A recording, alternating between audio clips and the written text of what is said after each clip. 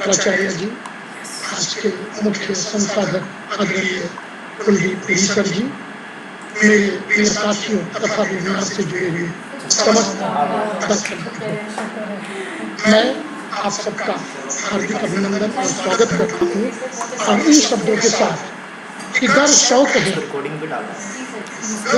है खुशबू को महकने का, शर्त है हवाओं से उसका जुड़ना।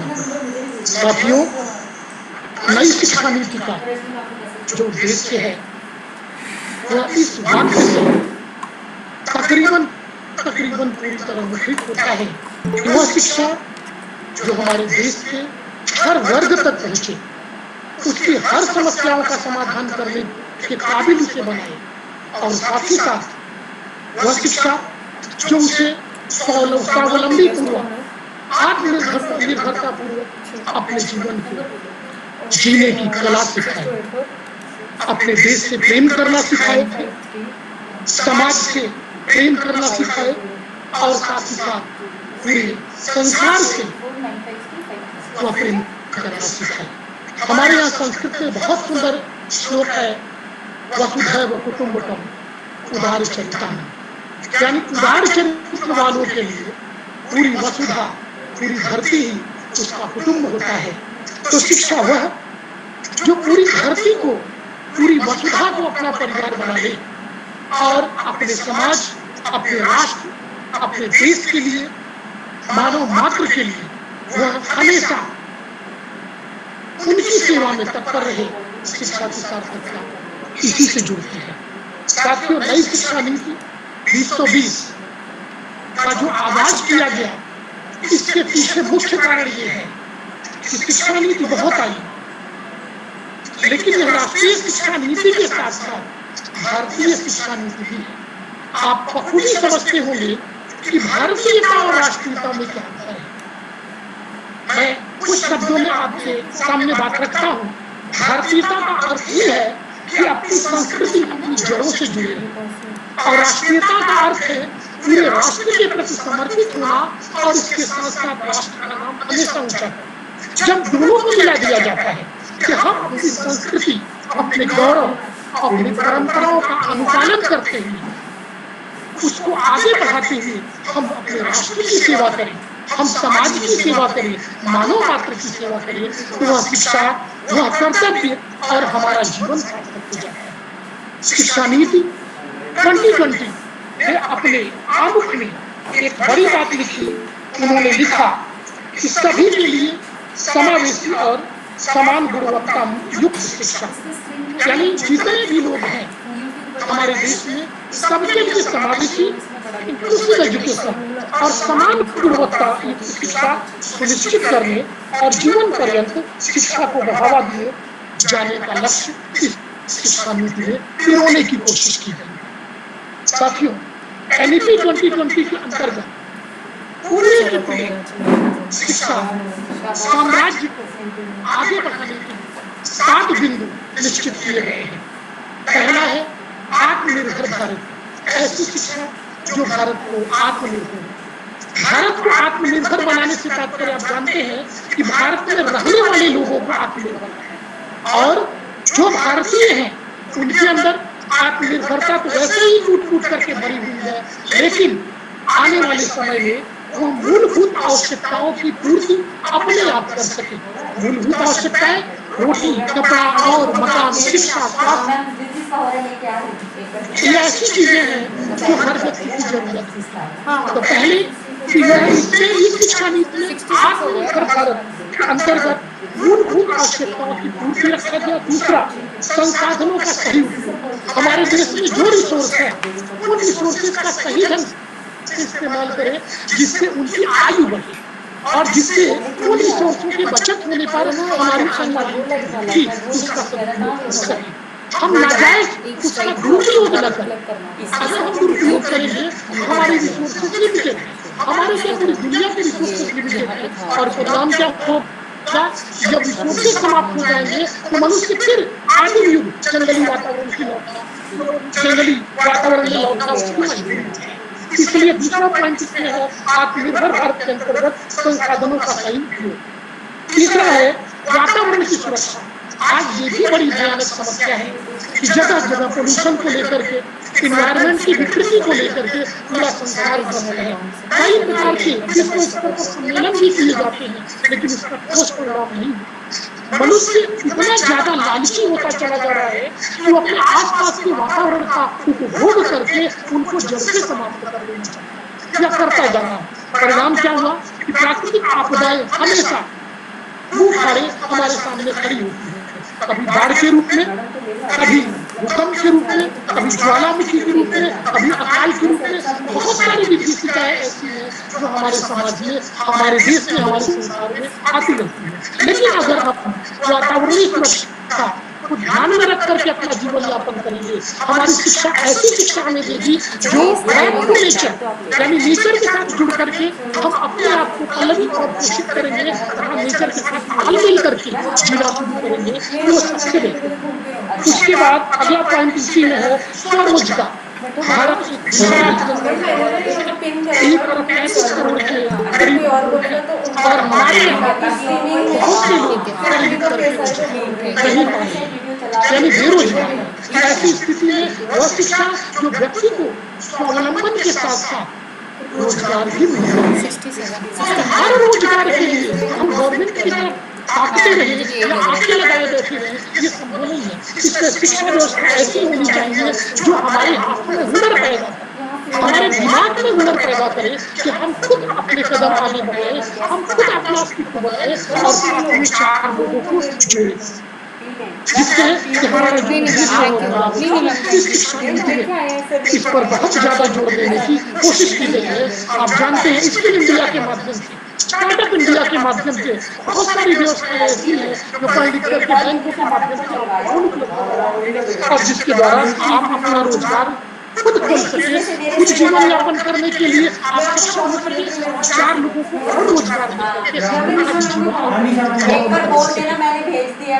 अगला दूसरा पॉइंट सतत विकास।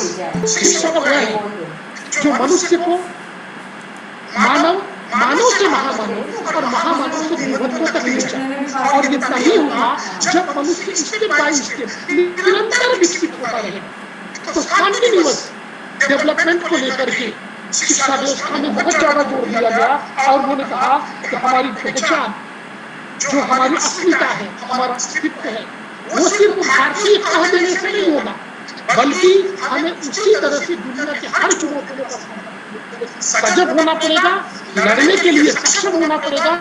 और इसके लिए हमारी सबसे बड़ी ताकत क्या है? हमारी शिक्षा। नई शिक्षा नीति 2020 कॉन्टिन्यूअस एजुकेशन के संदर्भ में इन बातों को मद्देनजर रखते हुए अपनी रिकमेंडेशन दी।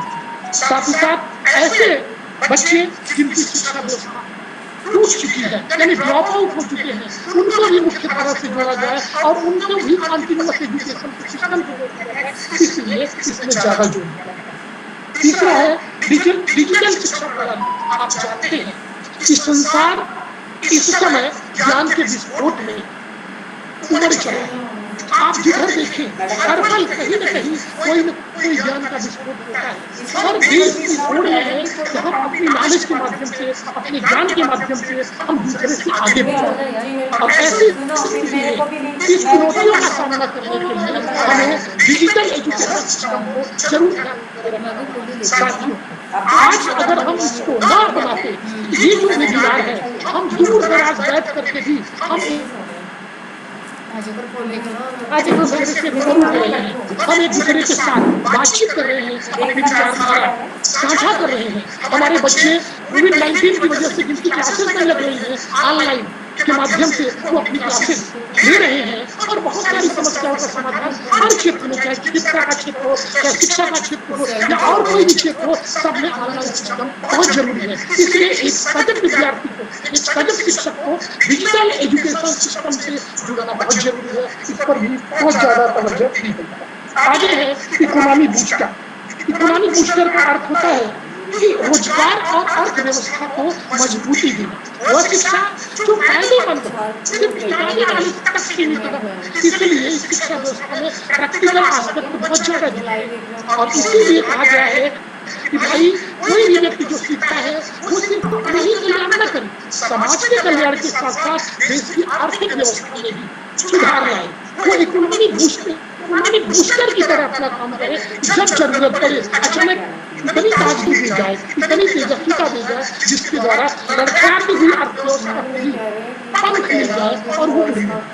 साथ ही साथ उसके बाद आता है शिक्षा का सार्वभौमिकरण, यानी यूनिवर्सलाइजेशन ऑफ एजुकेशन। आप देखिए, शिक्षा का मतलब ही होता है प्राणी मात्र के लिए नारी और मानव मात्र के लिए शिक्षा। आप जानते हैं जब तक शिक्षा का सार्वभौमिकरण नहीं होगा, यानी जन जन तक, व्यक्ति के निचले स्तर पर सबसे निचले स्तर के व्यक्ति तक शिक्षा नहीं पहुंचेगी, तब तक उसका मनुष्य बने रहना ही संभव नहीं होगा। आप जानते हैं कि हम आपका ध्यान मैदानी शिक्षा प्रणाली की तरफ देना चाहते हैं। उसने क्या किया, उसने शिक्षा व्यवस्था को सार्वभौमिकरण करने के लिए बहुत प्रयास किया, नहीं किया। आजादी के बाद भी हम 70-75 सालों तक इस दौर में गुजर रहे हैं। आज तक शिक्षा का सार्वभौमिकरण हुआ जरूर है, लेकिन तब तक उसका फायदा नहीं होता।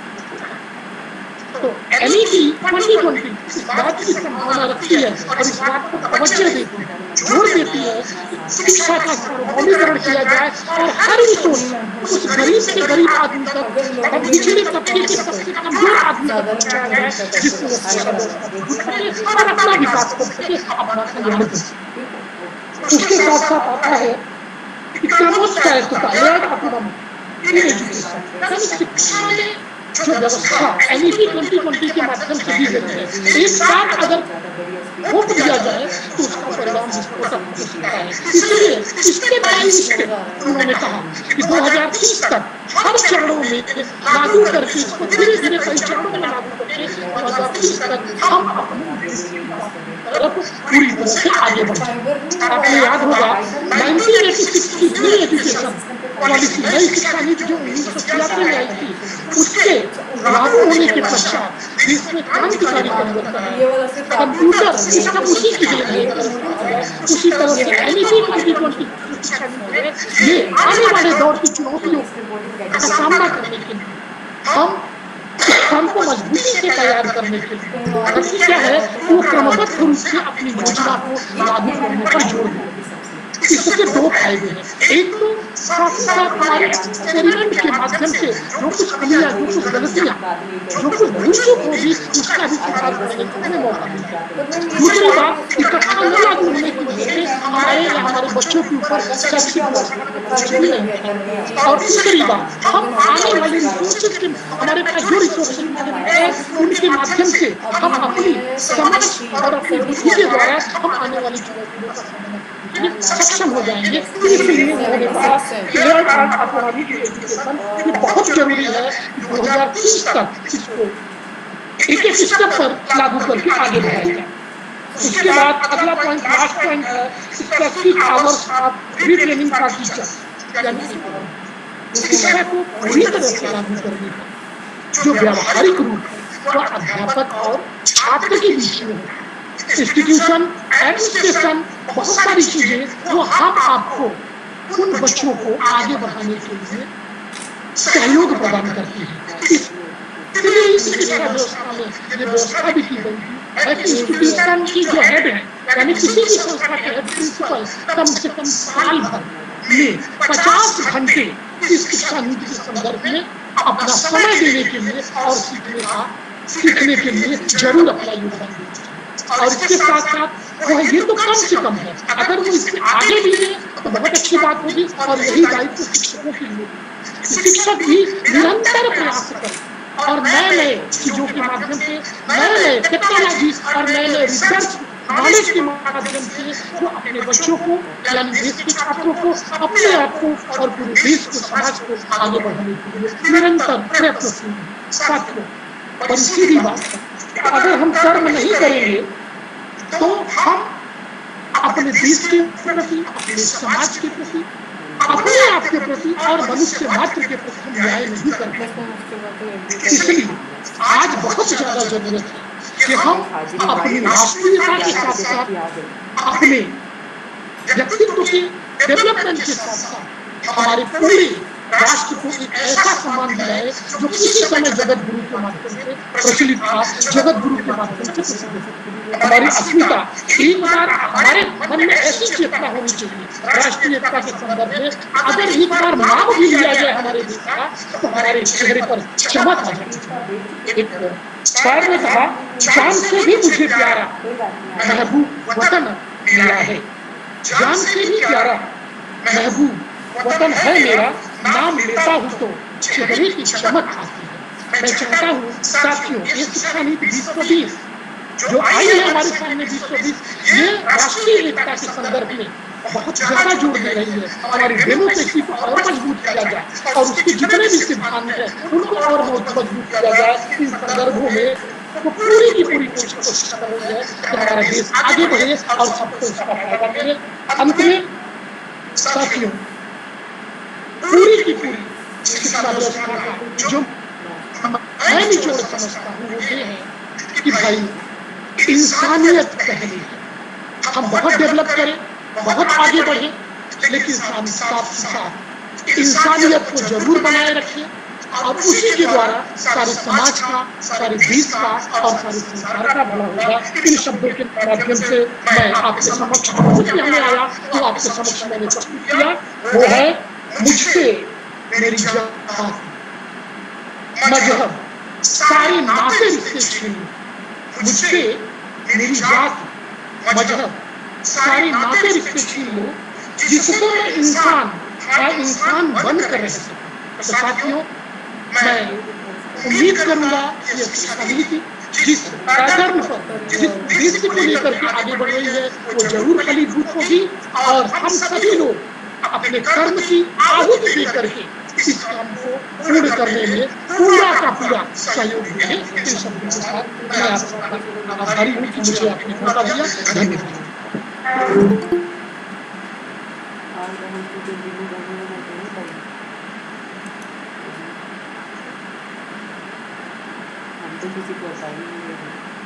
Thank you so much, sir, for such a comprehensive introduction of the theme of the day. It was certainly a delight to hear from you, and it also reminds me of the words, मेरे हौसलों में इतनी ताकत है जो सीना चीर जाती है, मैं एक पल हार भी जाऊं फिर भी लौट के जीत के आती हूँ. So with these motivating lines, I request respected Dr. Lee Ram sir, the organizing secretary of the webinar, to kindly extend welcome and introduce the keynote speaker of the day. Sir. Thank you, Rajni, for inviting. A very good morning to everyone, and let me thank you all for joining us at the webinar on National Education Policy 2020, a precursor to total re-engineering of Indian education for ensuring quality, the teacher education context. I, on the behalf of the principal, faculty, students, and my own behalf, welcome our eminent speaker for today's webinar, Dr. Kuldeep Puri, Professor, Department of Education, University School of Open Learning, Punjab University, India. Sir, we are indeed honored to have you with us today. Let me introduce our today's guest, Professor Kuldeep Puri. He is a renowned academician and educationist. He has vast experience of 32 years in the field of education and research. He has guided many doctoral students. His interest areas are educational policy and political economy of education. He has been an active contributor in various government publications. He was involved in preparation of draft School Education Policy 2020 as a member of Punjab State School Education Policy Committee constituted by the Government of Punjab. He has contributed to the Joint Review Mission report on status of teacher education in Punjab 2013 as a member of Joint Review Mission on teacher education for Punjab constituted by Ministry of Human Resource Development, Government of India, New Delhi. He has published many books and research papers in the field of education and has been actively involved in organizing and attending national and international conferences and seminars. He has been chairing national and international seminars and conferences on different themes in the field of education. It is our proud privilege to have his presence as eminent speaker in this webinar. Now I request Sir Professor P to share his valuable thoughts on the theme. Welcome, sir. Thank you very much for this very generous introduction. Respected Principal Dr. Renuji, Dean College, Shri Vastavaji, Reluramji, Dr. Shioji, dear friends and students and all the participants who have joined this webinar. Well, I feel quite privileged, on the other hand, to be with you in this seminar, because I see this institution as a legend, as a historic institution, which was established in 1954, 66 years ago, and as a government postgraduate basic training college. Well, this is one of the institutions which have been playing a leading role in developing the educational system in India after we got independence. It becomes so much important, and it becomes so proud and privileged moment for me to be with you in this context. So friends,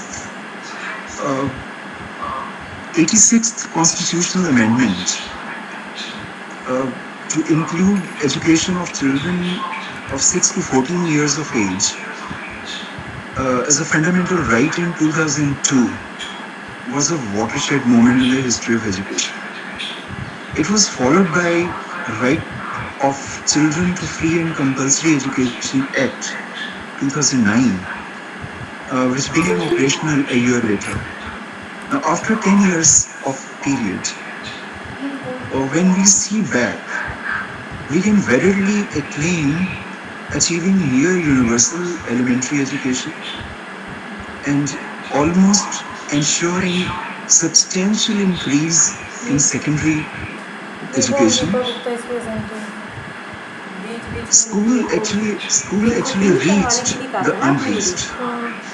And when now we are at a scenario where lot many people, more and more aspiring youth, is knocking at the doors of higher education to get better in life, to have better education.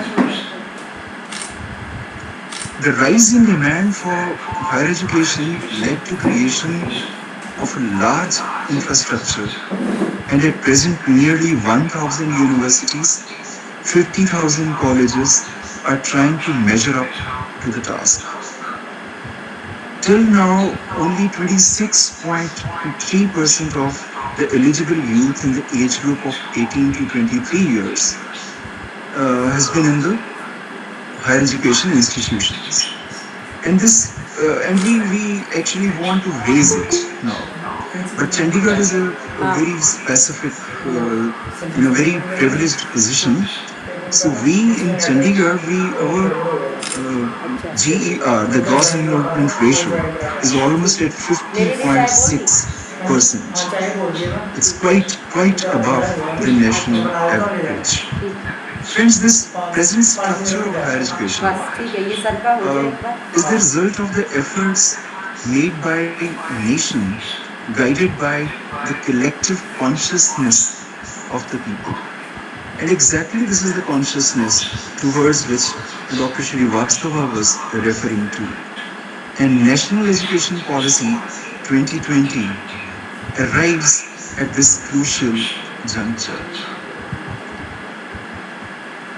At the outset, I must clarify one thing, that the National Education Policy 2020, apart from other special features which Dr. Srivastava has referred to, the major feature was that one has to create creative and critical thinkers. And it becomes the duty of all of us, the teachers, that we approach this education policy from reason, from intellectual angle, not only from the emotional angle. Because if we critically appreciate the policy, we will definitely be moving forward to make strides in the world of education. National education policy, I will be focusing on higher education, and since my focus would be on teacher education, I would just uh, divide my presentation in three parts. The first part, I would just share, introduce you to the major recommendations with respect to the higher education, because teacher education cannot be visualized without understanding the overall recommendations in the context of higher education. Second part would be devoted to certain important features of teacher education.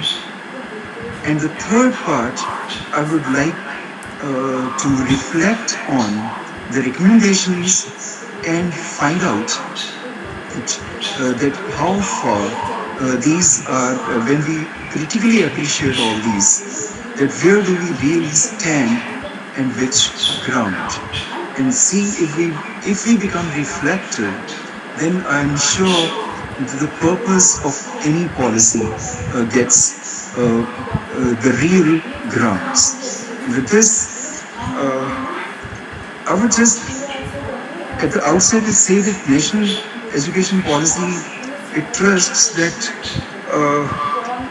that it can create a country, it can develop a country into a democratic, just, socially conscious, cultured, and humane nation, and the nation which is upholding the values of liberty, equality, fraternity, and justice for all.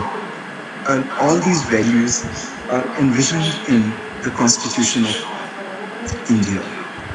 Now, this policy has a framework which spreads over 20 years. By 2040, they want that the whole educational structure, right from school education up to higher education and professional education, would change. Uh, the previous policies have been facing the challenge of access and facing the challenge of equity. Also, talking of the quality, this policy is at a advantageous position that we have covered a lot of ground in access. We have covered a lot of ground, if not lot, but some ground on equity. And yes, we have a lot more to do on the quality sector. So this becomes another concern of this policy, and rightly so. In the context of higher education, national policy identified certain problems. One was that the higher education is severely fragmented. There are rigid disciplines, rigid separation of disciplines. The governance is suboptimal. Governance is, suboptimal, and leadership is also suboptimal. The regulatory system is ineffective. Autonomy to teachers and institutions is minimal, and research emphasis in the universities and colleges is also not up to the mark.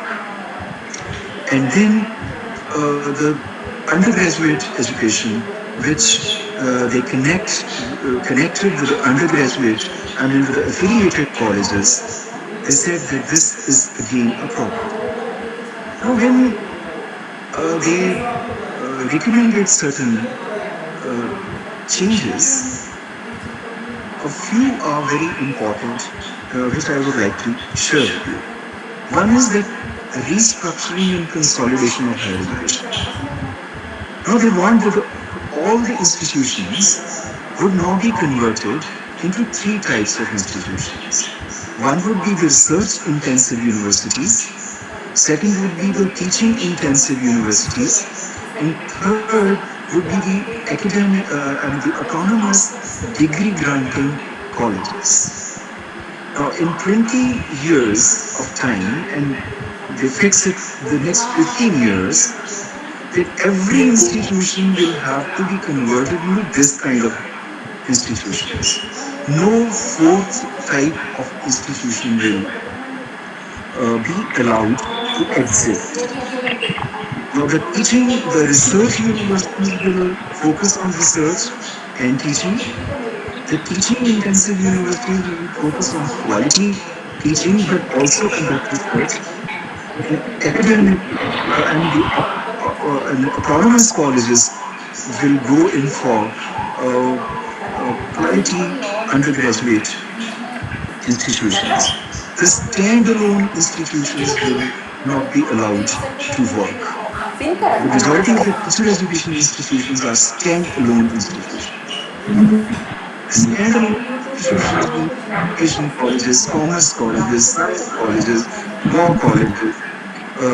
All such institutions will not be there in another 10 to 15 years. They will have to convert into what uh, implication or the recommendation is they will have to be converted into vibrant multidisciplinary institutions. Now, no institution would work in isolation. The boundaries of the disciplines will fade away, and which should fade away.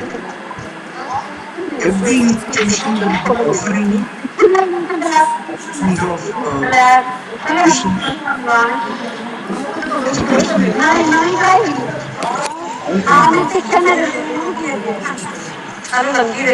all kinds of having some disturbance. Yes, in the multidisciplinary setting, restructuring will be whether college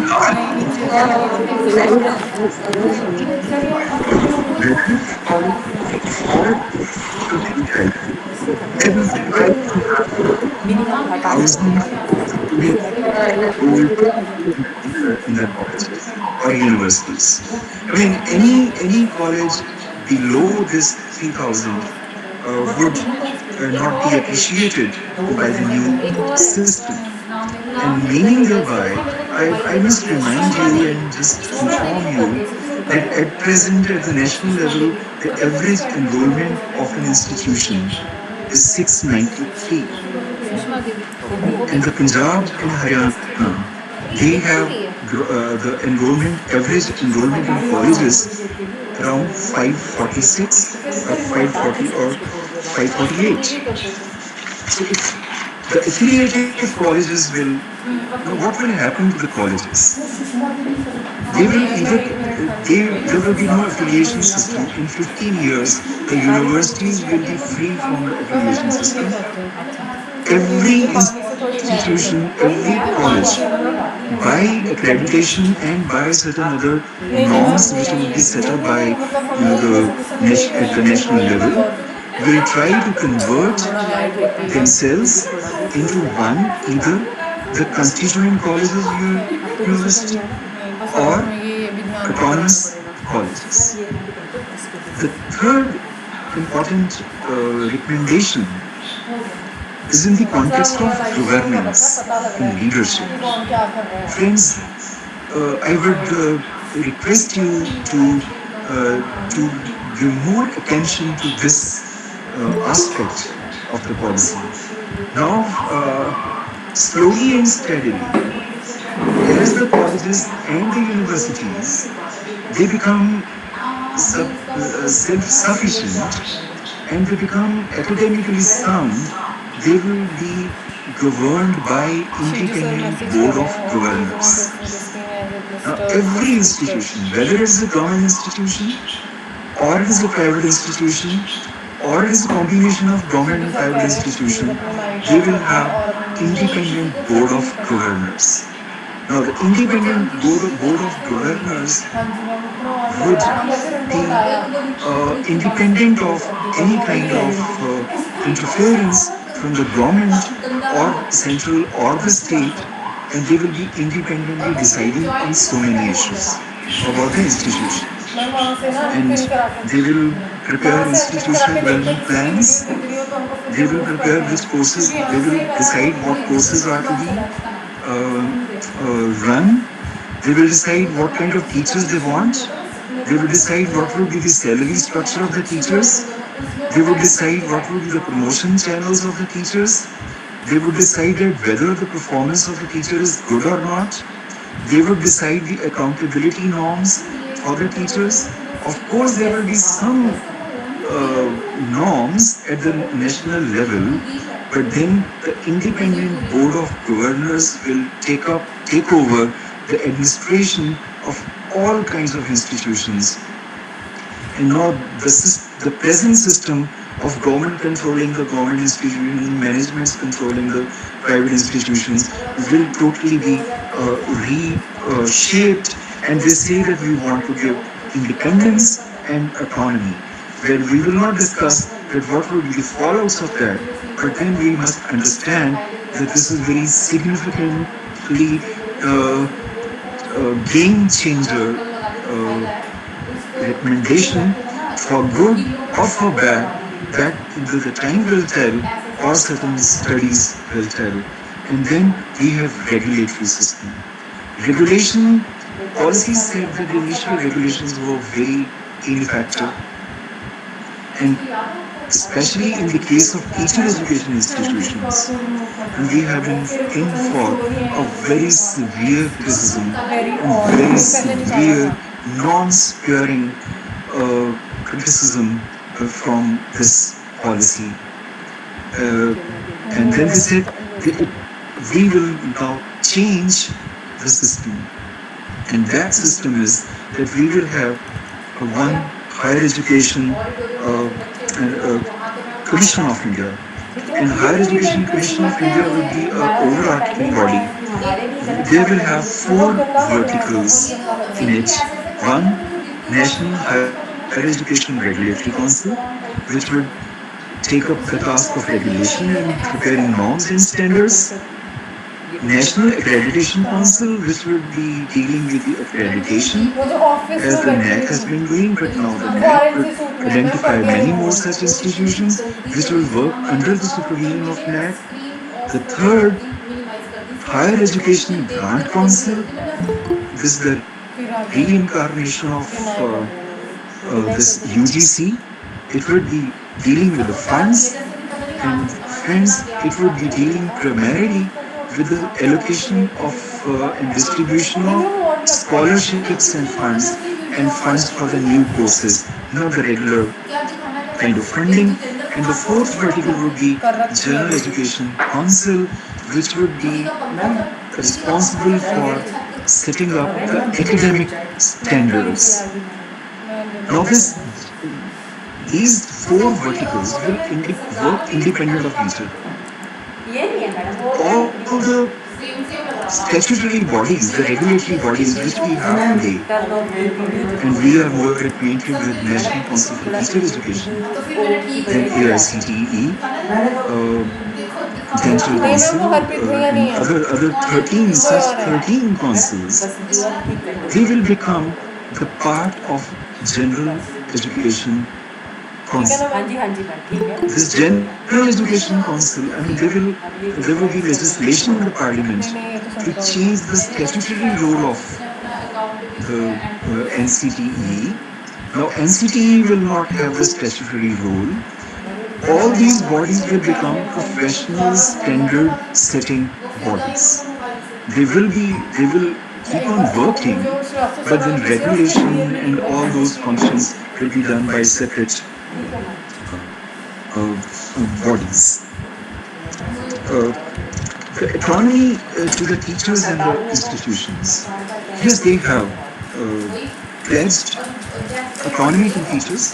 They say that teachers would be able to decide about the pedagogy, They will be able to decide about syllabi, the test books, the assignments, but then, friends, there is one cap, there is one condition, and which I read, that is that institutions and faculty will have the autonomy to innovate on matters of curriculum, pedagogy, and assessment within a broad framework of higher education qualifications.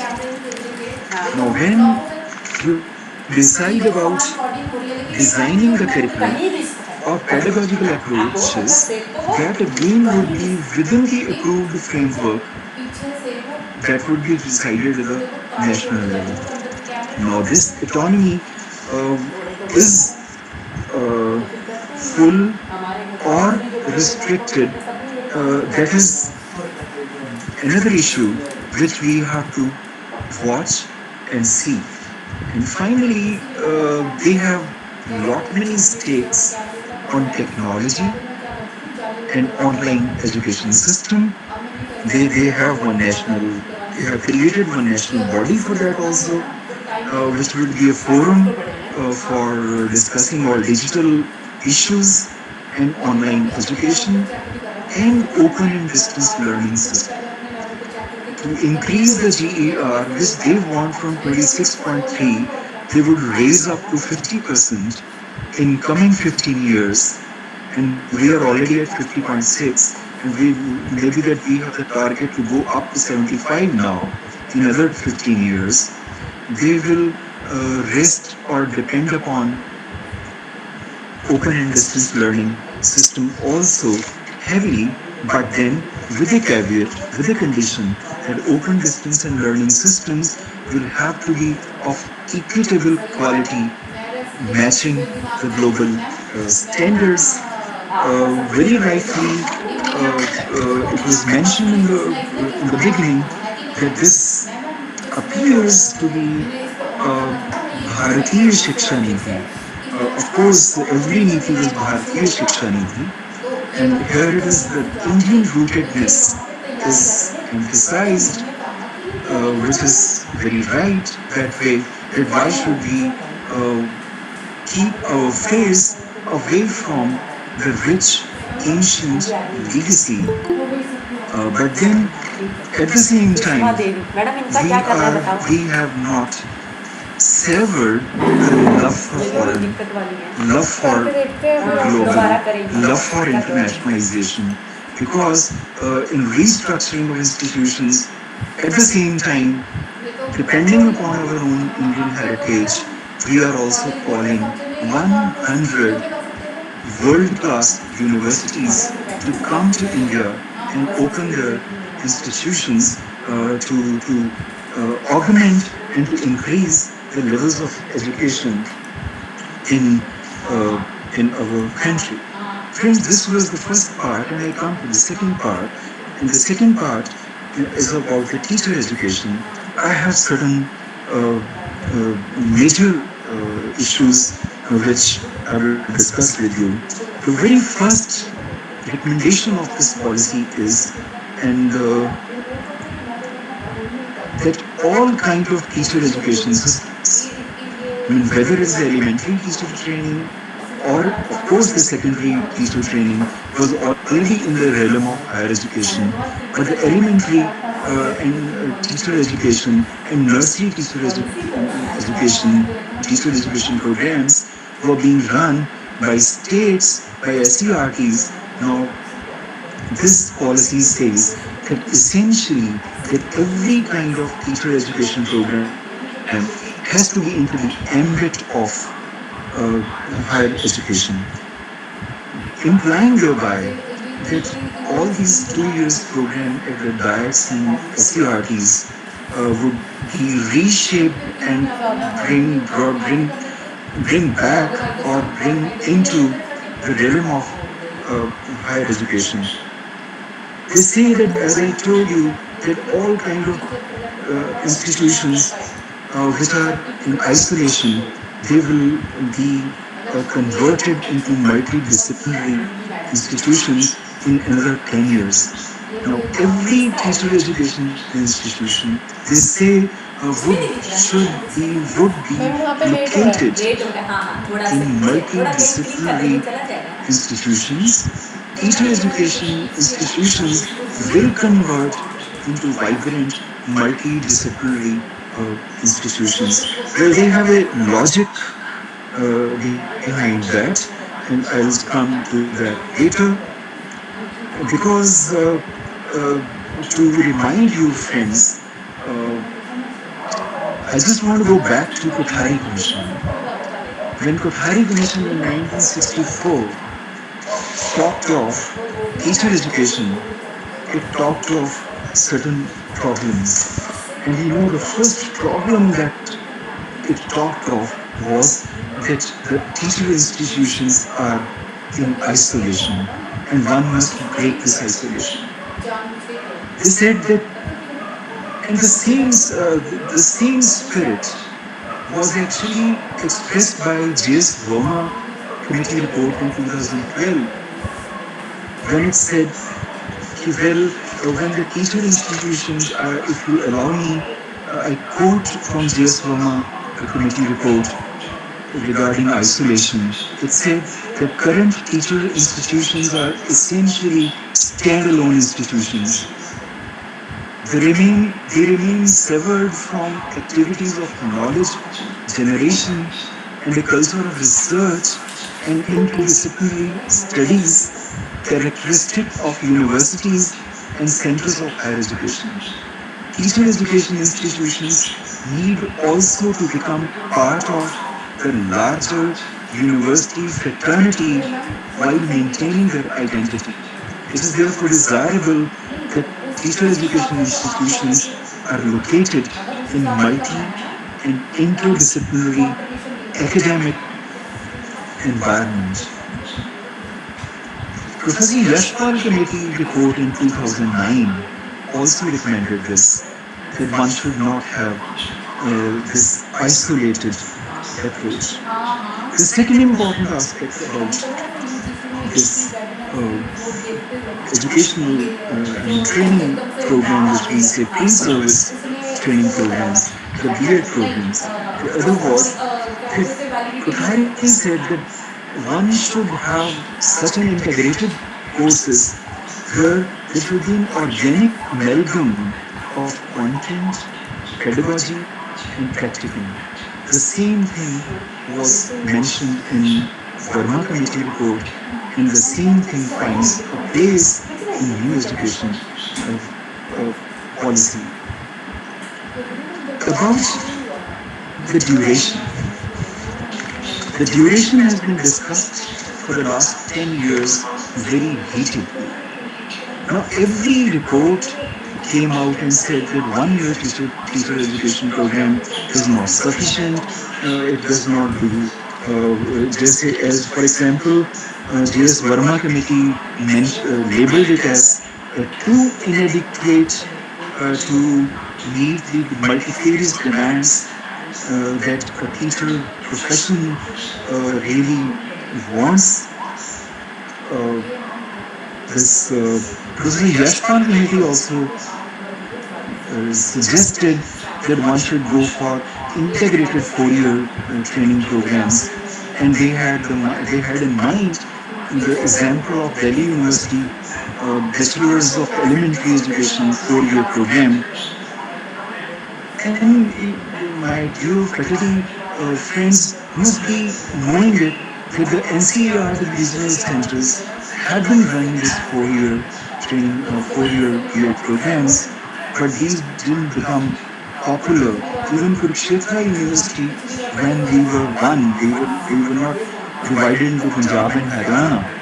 Kurukshetra University even had integrated programs, and now this policy recommends 4-year integrated B.Ed program that every higher education institution should offer, and it would be a dual major holistic bachelor degree in education and in a specialized subject for which a teacher is going to be prepared. Now, friends, one curious intervention I would like to make in this context. Now, this policy, when going by the recommendations of all these previous reports, talks of 4-year integrated B.Ed program after 10 plus 2, but it also allows higher education institutions offering 4-year integrated B.Ed programs to run 2-year B.Ed programs for students who have already received a bachelor's degree in specialized subjects. Now, if a student comes after graduation degree, completing 3 years degree program, he will be offered or he will have the choice of having 2 years B.Ed program. Further, now, as you know that in the multidisciplinary system, in the holistic new national education policy system, the graduation system has been recommended to be a 4 years degree program. I mean, the 3 year will also carry on, and the 4 year will also carry on 3-year degree, and then 1 year extra added, that would be research degree. Now they say that anyone who has completed 4 years degree program will be offered a 1-year B.Ed program. Again, to and apart from this, those who have done 4-year degree program will also be be offered 1-year program, and those who have done post graduation will also be offered 1-year program. So in the same institution, we will be having 3 kinds of programs. The 4-year integrated program where the eligibility entry point would be 10 plus 2 for the obvious reasons which I have given to you, and the 2-year program also, and 1-year program also. Uh, I just want to again go back for your benefit to the J.S. Verma committee report. When they were pleading for 4-year integrated program, you know what were they saying? They were saying 4-year integrated programs after 10 plus 2 or 2-year program after graduation. Fine. No, but then what they were saying? They were saying that sound pedagogy, the reasons. The sound pedagogy is about integrating the knowledge about learners and the knowledge of the subject with knowledge about socio-cultural context and philosophical basis of education and learning.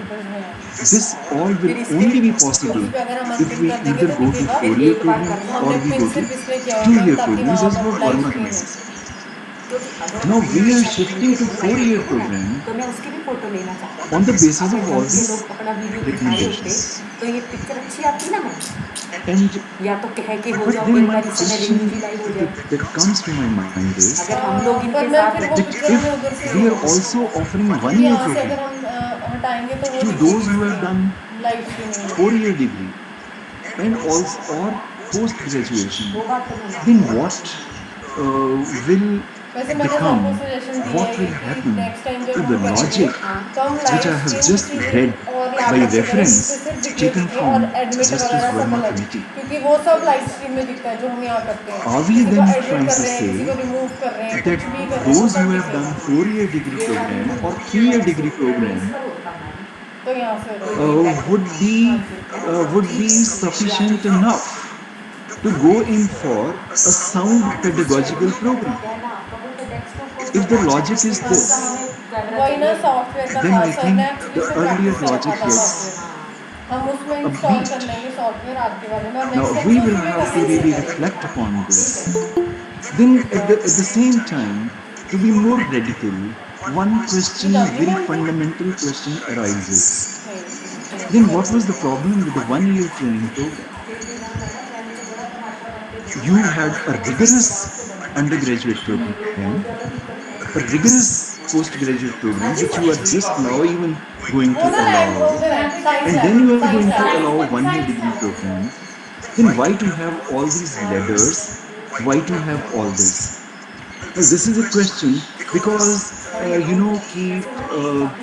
if all the things are allowed to run parallel, see the logic of one may get defeated by the logic of other, and in 64 and 66, Kothari Commission also thought of increasing the duration of the B.Ed program. It said that we wish that it should be turned into 2 years program, but financially and otherwise it doesn't look feasible. Then they took the example of US 4 year integrated programs. They said there the 10th after matriculation or 10th class pass or 11th or 12th, the students get into 4 year integrated courses and become teachers. Now he comments, and that is in 64 and 66. I read. The utility and feasibility of these integrated courses have been widely questioned. It has been argued that this experiment has not and will not succeed in India. And you mark these words. Since a young student, about 16 or 17 years old, who has just completed secondary education, does not ordinarily decide to be a school teacher.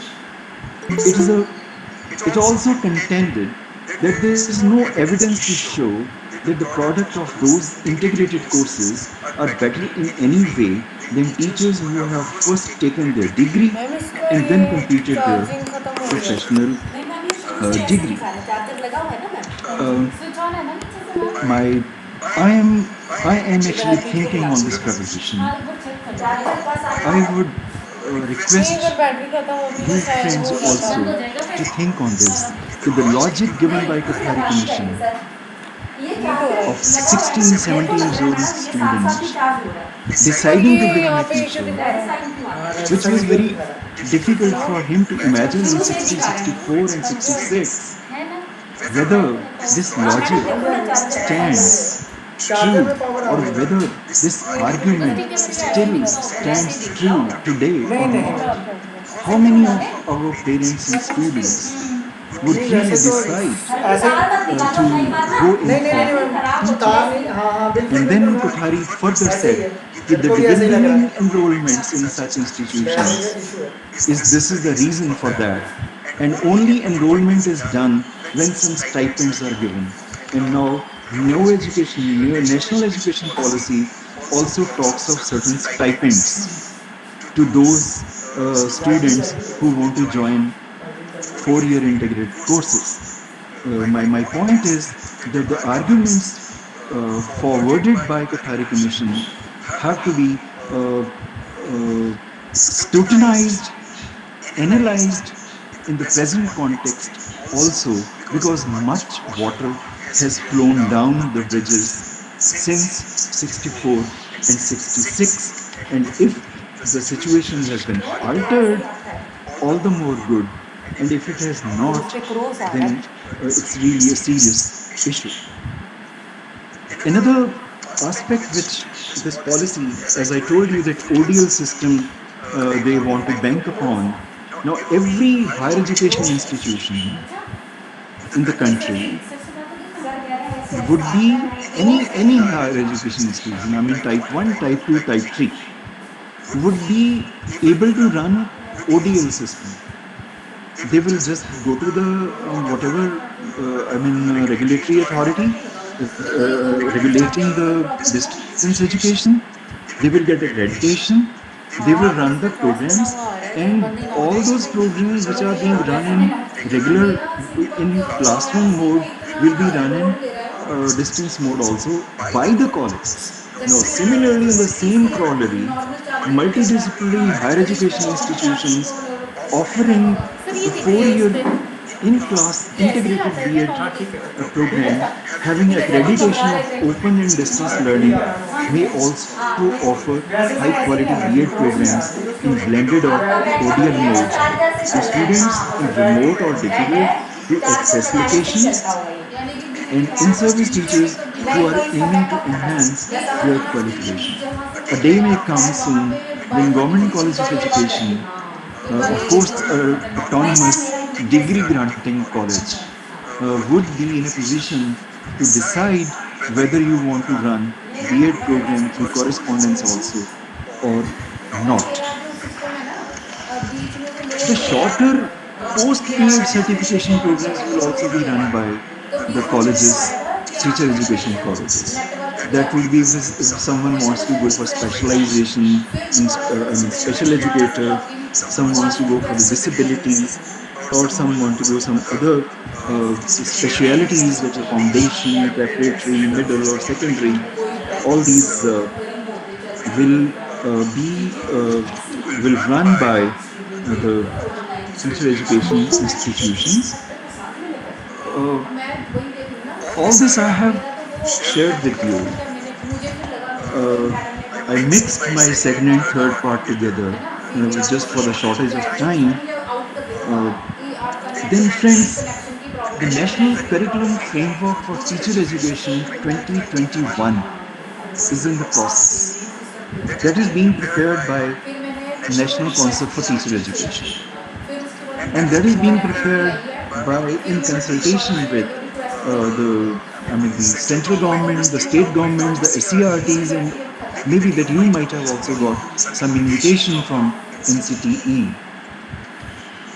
General Education Council will be heading the the National Council of Teacher Education.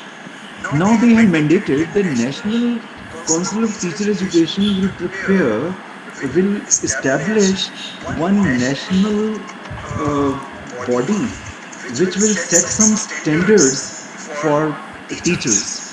The national professional standards for teachers.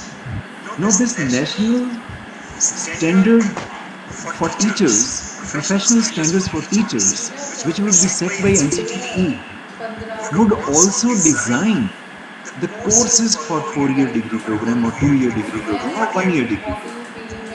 My request to friends would be that let us reflect upon all these changes.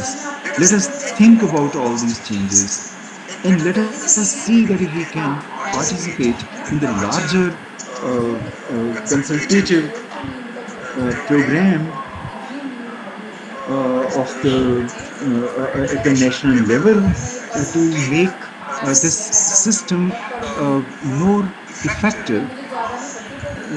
Because whatever we may say today on the basis of this document, the fine print is yet to appear. How the nitty-gritties are yet to appear. The final program is yet to come out. And then I think that we will be in a better position to contribute.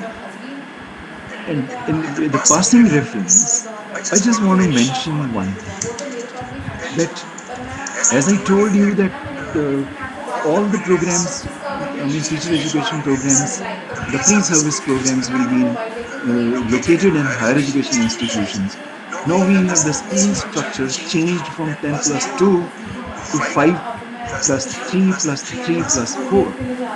Now we will have one courses for 5 plus 3, one for maybe 3, one for 3 plus 3, and 3 plus 4, 3 plus 4, 5 plus 3, and 3 plus 4. And then policy doesn't talk of it, but the draft talks of it, that arts and visual teachers would also be given a training, and a separate program will be for that, and the physical education training programs will also be for that. One comment, the passing comment on this is that what I find that one needs our critical assessment and our critical insight. That is that by 2025, we want to have the foundational literacy and numeracy intact. But by the time a student reaches the age of 8 years, meaning thereby that by the time he reaches or she reaches class 2, he must or she must be efficient in foundational numeracy and literacy. And they want to, they will set up a national mission on foundational literacy and numeracy. This foundational literacy and numeracy is very much celebrated. I mean, the recommendation of this policy, because they say the whole basis of our education lies on this fundamental. The essay report time and again every year for the last 10 years saying that a student in class 5 is not able to read what is to be read by class 1 student. The student of a class 8 is not able to read or write or say what is to be said in read or said or written in class 5 or 3. Then they say that we want to have a special program organized for that.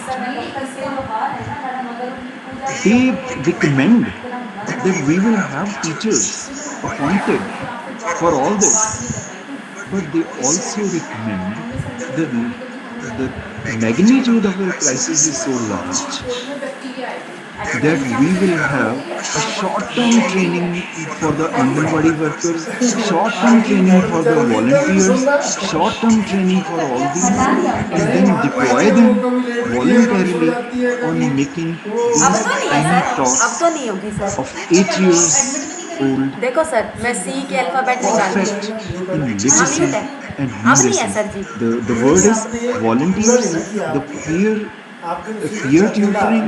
नहीं See, वो the मेरे Anganwadi पास workers ना trained for 6 months and many a times through distance education program. My the point is that you just please pause for a moment and think. Sir ये Can देखो we really C hand से ना over ये आ those रही tiny है tots कॉमर्टिक्स Rupali to मैं semi-literate, half-trained, sometimes not trained teachers for achieving that high objective of foundational literacy and numeracy? The time frame is very important, friends. Haste, but also take some time. हाँ यहाँ से तो We, हमने click कर we, दिया we want to do everything in a hurry. Do it. But then everything done in a hurry मेरे उसमें भी नहीं has आया again to be done in a very systematic manner.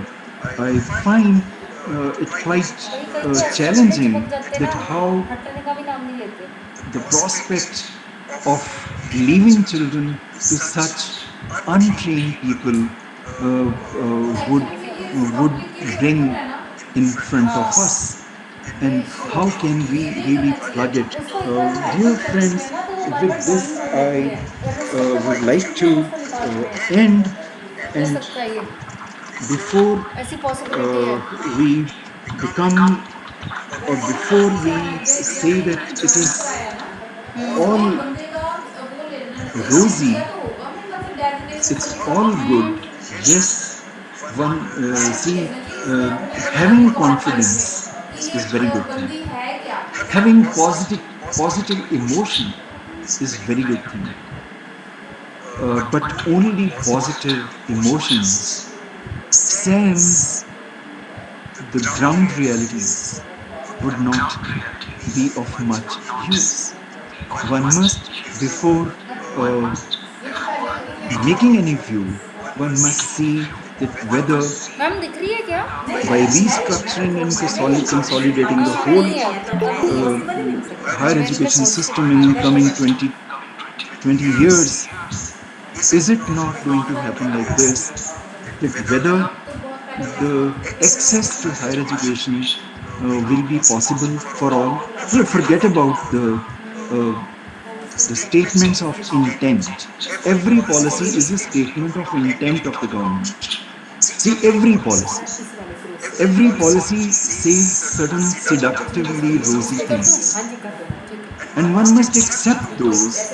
But then also one must question whether we be able to reach the unreached, whether the poor sections and the deprived sections of society would not be would be able to reach within this government. And finally government says that we are committed to public funding of the higher education or the total education, but the amount that they fix is only 6%.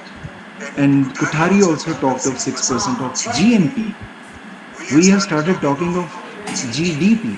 Now, GNP and GDP are two different things. GDP is a smaller version of GNP.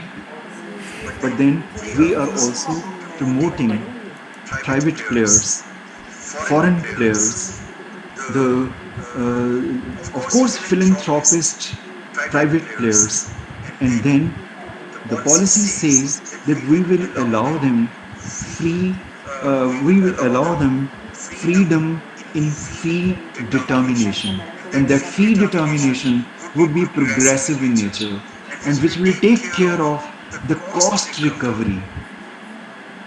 And this brings us to another question, whether the education will remain affordable or not. Friends, I have taken much of your time. Thank you very much for inviting me. Thank you very much.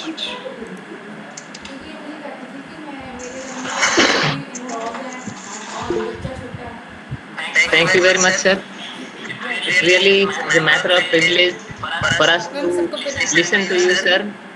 The seasoned educationist, Professor Puri, you have really touched upon many issues which are in future in the policy. And you have rightly said, sir, that we have to look at this policy in not just at the rosy picture of it, but also at the realistic picture, whether this will reach the unreached or not.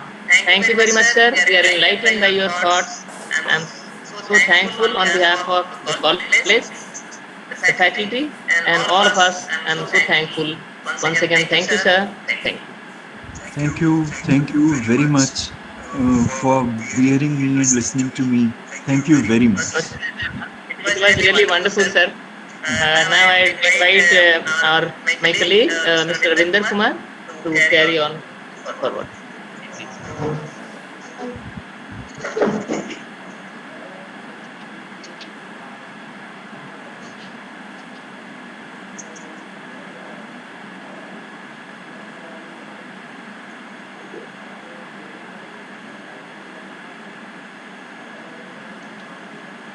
Thank you very much sir. आपको सुनने के बाद कुछ लाइनें मेरे जहन में आ रही हैं और उन्हें बोले बिना मैं नहीं रह सकता सर। वो है कि अगर देखना ही चाहते हो तुम मेरी उड़ान को, अगर देखना ही चाहते हो तुम मेरी उड़ान को, तो जाओ जाकर थोड़ा ऊंचा करो इस आसमान को।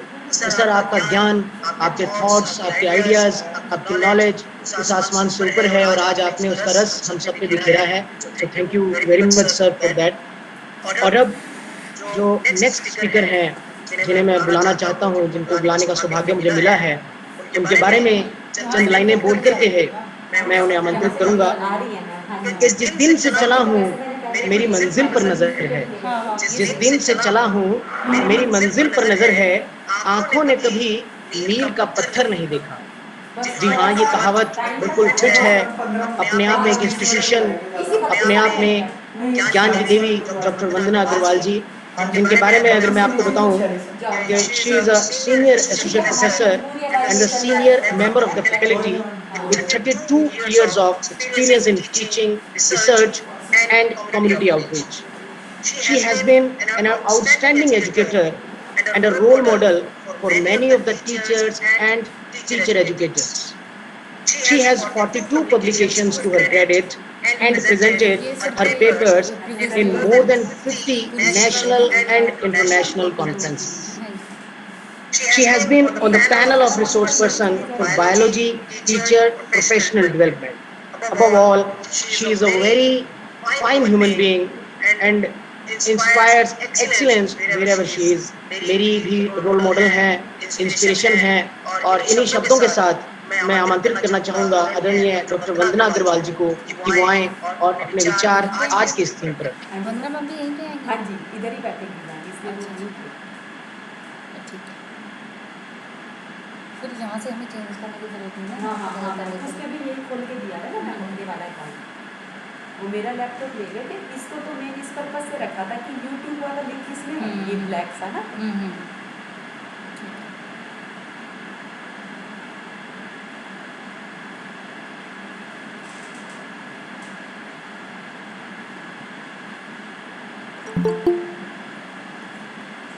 चिरंजीत नहीं, इसको डिनाई एंट्री कर देते। कौन है? हाँ जी मैम, इनको तो कर दो मैम, मैं तो शर्मिंदा हो प्यारी होती हूँ ना। मुझे मुख्तार सर अभी आपके सामने आए थे ना मैम। हाँ पता है, आप कह रहे हैं कि नहीं दिख रहे हैं वहाँ पे। वो नहीं दिख रहे थे, लेकिन वो मुझे नहीं दिख रहा है। हाँ जी।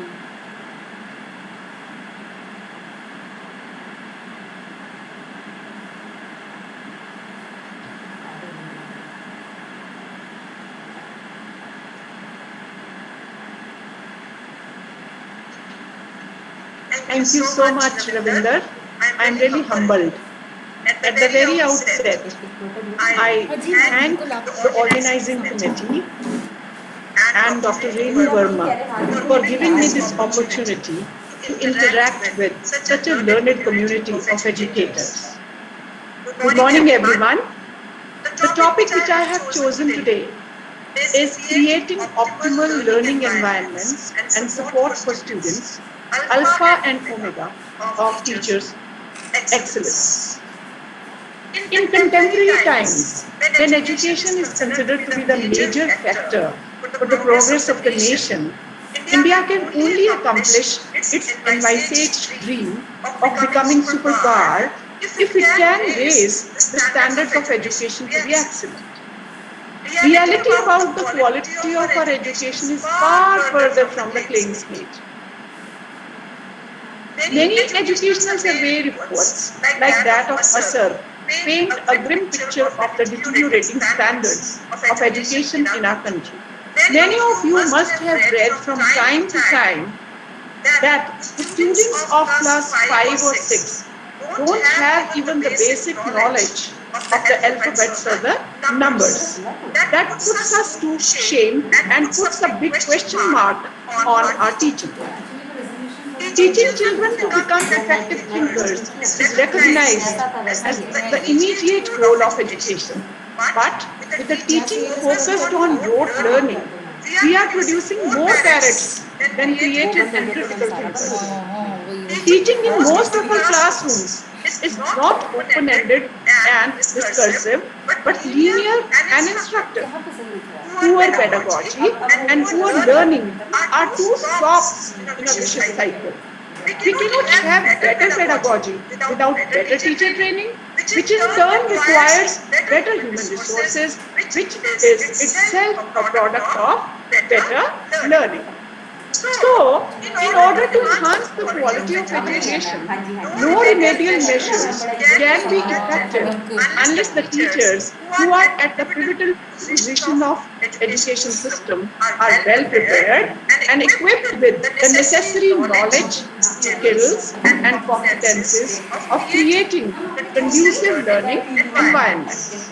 National Education Policy 2020 provides comprehensive and strategic guidelines for providing such learning environment for higher education institutions, which if implemented in teacher education institutions has great promise of creating teachers who are responsible, accountable, innovative, with out-of-box mindset, capable of addressing the contemporary needs of modern learners with spontaneity, and are capable of creating everyday miracles in the classroom.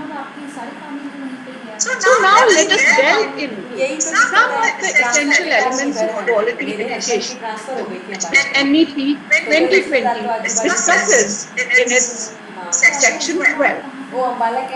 It talks about the appropriate curriculum. The curriculum has sure to be interesting, relevant and updated. If we talk about the teacher education curriculum, it should be so much updated that it should address the needs of the contemporary learning, and it should be based on the ground realities of the present time, and it should be able to connect the would-be teachers with the situation which they have to face when they go to the schools, and also they should be able to connect the children from diverse backgrounds. High quality and engaging pedagogy.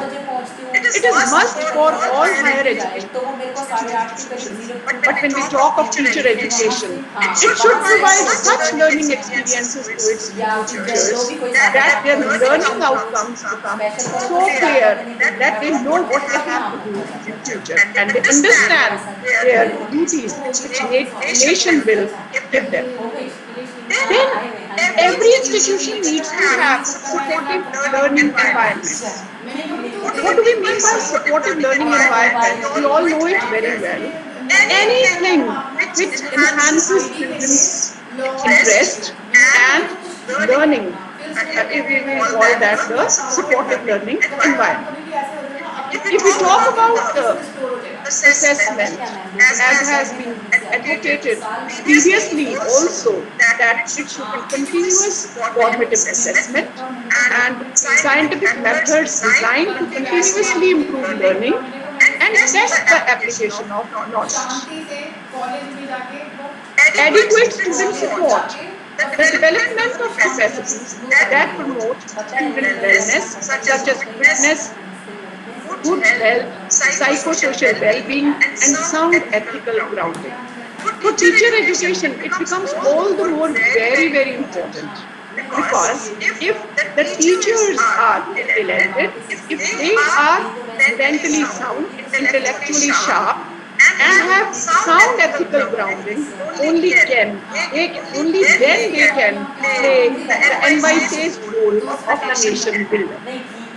Then suitable resources and infrastructure. This is very, very important. We are into a phase when the technology immerses us.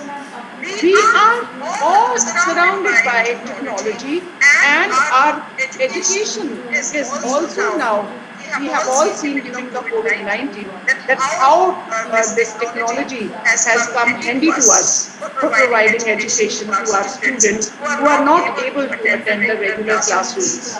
So unless and until the institutions have suitable resources and infrastructure, the aim of providing the education in total will be incomplete. So what is the role of institutions and also faculty for creating all such type of optimal learning environments? First of all, there is a need for the integration of academic plans into its larger institutional development plan. All institutions have this IDP. Then we must focus on ensuring the holistic development of the students, for which every institution, including that of teacher education institutions, should have their strong internal systems. Then vibrant campus life is very, very important. When we say vibrant campus life, it defines itself of a campus which provides all experiences for active learning. That means not only inside the classrooms, but outside the experiences also. So student involvement in co-curricular, cultural activities and community services. This is also very, very important because co-curricular activities, cultural activities, community services, they go hand in hand with the curricular aspect. And they all are conducive to develop the wholesome personality of the individuals. And our teachers surely need to be to acquire a very wholesome personality. Only then they will be able to pass it on to their future students. Then the students' involvement in decision-making bodies, committees and process of the institution is also very, very important for taking the viewpoint of the students and integrating it in the whole system. And this also shows our feeling of democracy. And the students' involvement also induces in them the confidence of being included. Then every institution, especially teacher education institutions, they need to have the professional counselors. What for? For academic counseling, for career counseling, and also for handling stress and emotional adjustment. Emotional well-being of future teachers is a very, very important attribute which they should possess. Then there is a big problem in our country. Our students with economical disadvantaged group or backgrounds, and the students from the rural background, they get deprived of many advantages which they should be getting. So all these students who are from such backgrounds, they should be included, and such barriers should not block their way to take higher education. Then comes the capacity building and training of faculty for multiple roles. This is again a very, very important thing. In teacher education institutions, the faculty has really to play so many roles and to wear many caps. Not only they have to teach in the class, they have to mentor and guide their students, because the teacher education program has school experience also, and they have to go to the real classrooms to get their experience of real teaching. In that case, the teachers here play the big role in making them, in helping to become good teachers, observe them, giving them guidelines, and also by addressing to their problems which they come across in the school setup. So, what type of financial support for students is required? There are many needy students who, for the want of money, cannot go up for the higher education. It's not only the fee, there are so many other inbuilt expenses which the students have to bear during their studies. So the financial assistance of this NEP 2020, it advocates that financial assistance to the needy students should be given, and such barriers should not block the way of such students to achieve their aims. So it also advocates the expansion of the national scholarship program to ensure financial support to attend a public higher education institution, covering stipends, boarding and lodging, and not just waivers of tuition fees. Then there is one provision which this NEP 2020 offers, that the private higher education institutions should offer scholarships ranging from 100% to 25% at least half of their students. Now, this is a big challenge, because whenever such proposal is being made, there is so much of hue and cry from such institutions. So India can build a strong human resource foundation only through quality education, which in turn can be attainable if we can produce such teachers who can create vibrant and engaging learning environments in the classroom. NEP 2020 has offered many strategic guidelines towards achieving this. NEP 2020 also advocates autonomy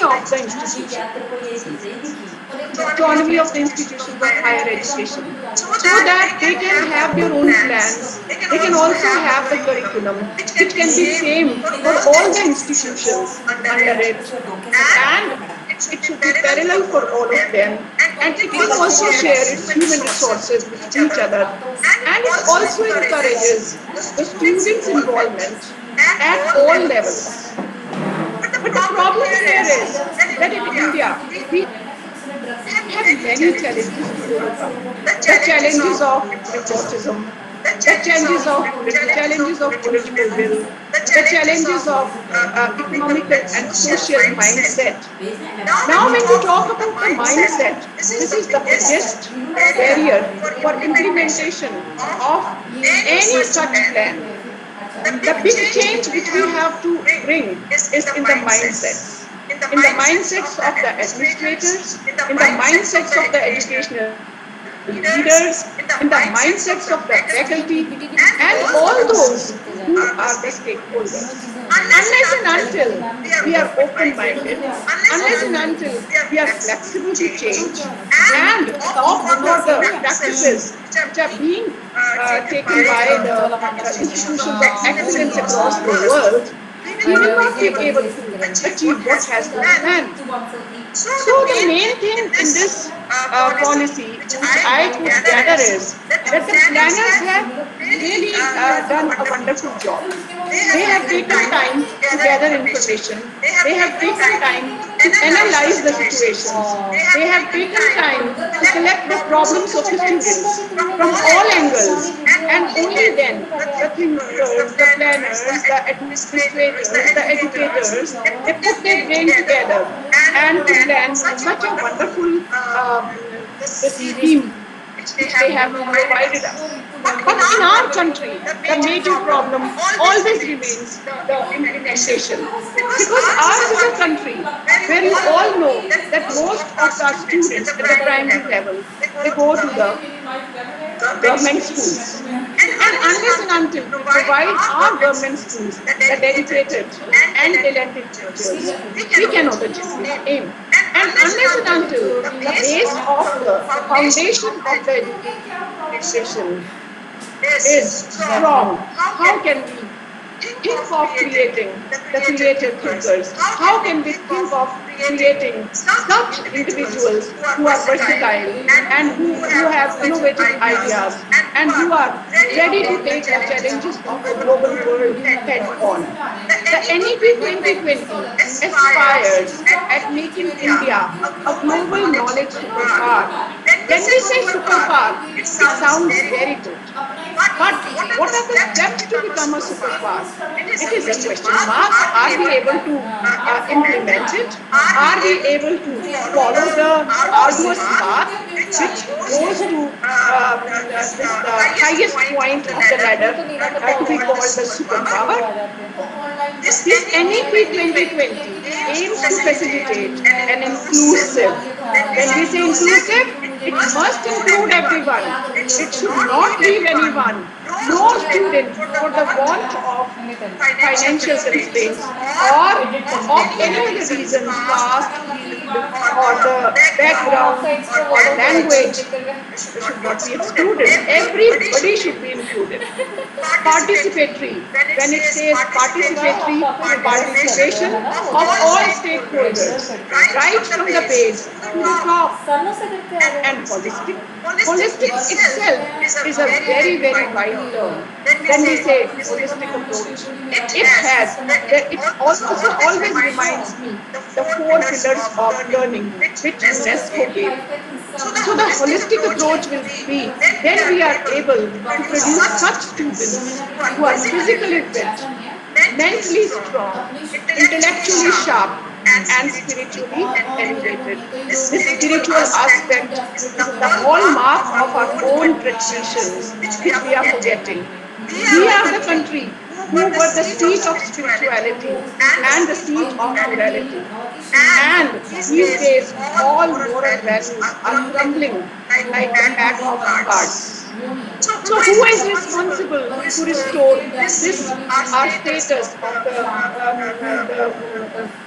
in the world that we are at the highest pedestal of spirituality and morality? So NEP 2020, it aims to achieve this goal too.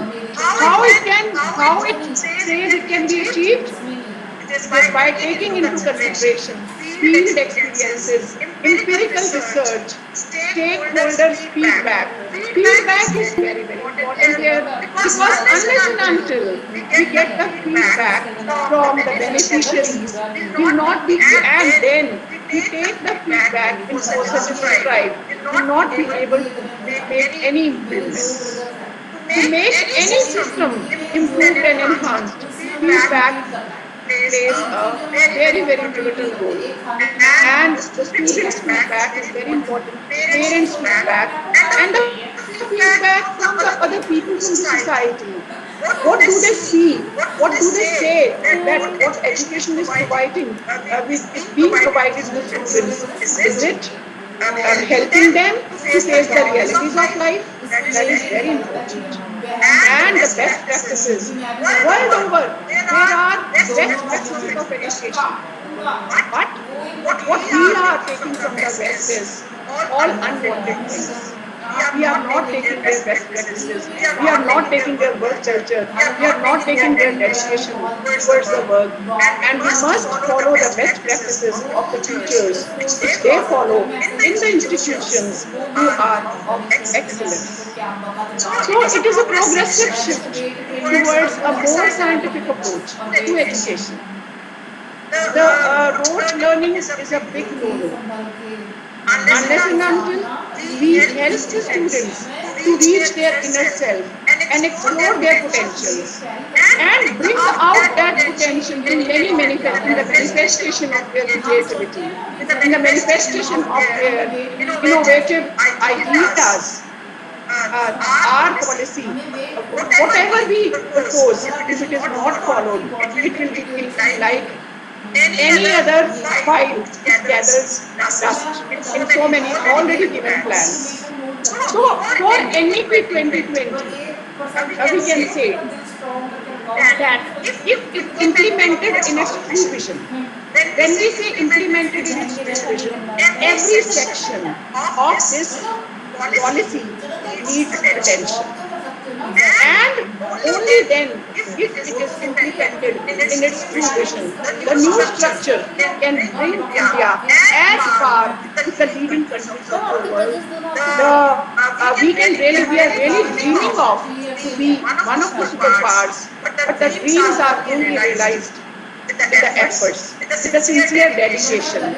So we all, especially the teachers and the educators, we must understand, we must realize our roles the nation has entrusted upon us to be the real nation builders.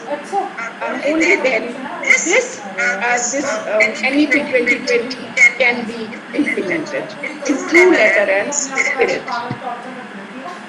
So with this, I thank you all for patient hearing.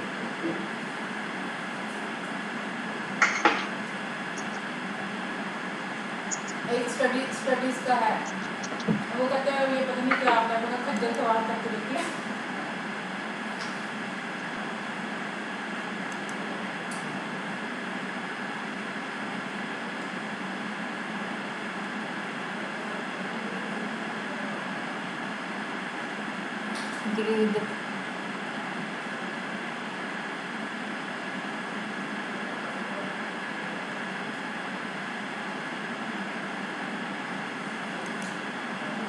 Thank you so much, Vandana ma'am, for sharing your valuable thoughts with us. And it was really a pleasure and delight to hear from you. Thank you, ma'am. दिया जले है जिस तरह उजाले के लिए, दिया जले है जिस तरह उजाले के लिए, मेरी जिंदगी भी रोशन है कुछ इस तरह रेगिस्तान में बाहर लाने के लिए। इल्म जिंदगी लाई है तेरी बज़्म में हमें, इल्म जिंदगी लाई है तेरी बज़्म में हमें आखिर कुछ कर गुजर जाने के लिए।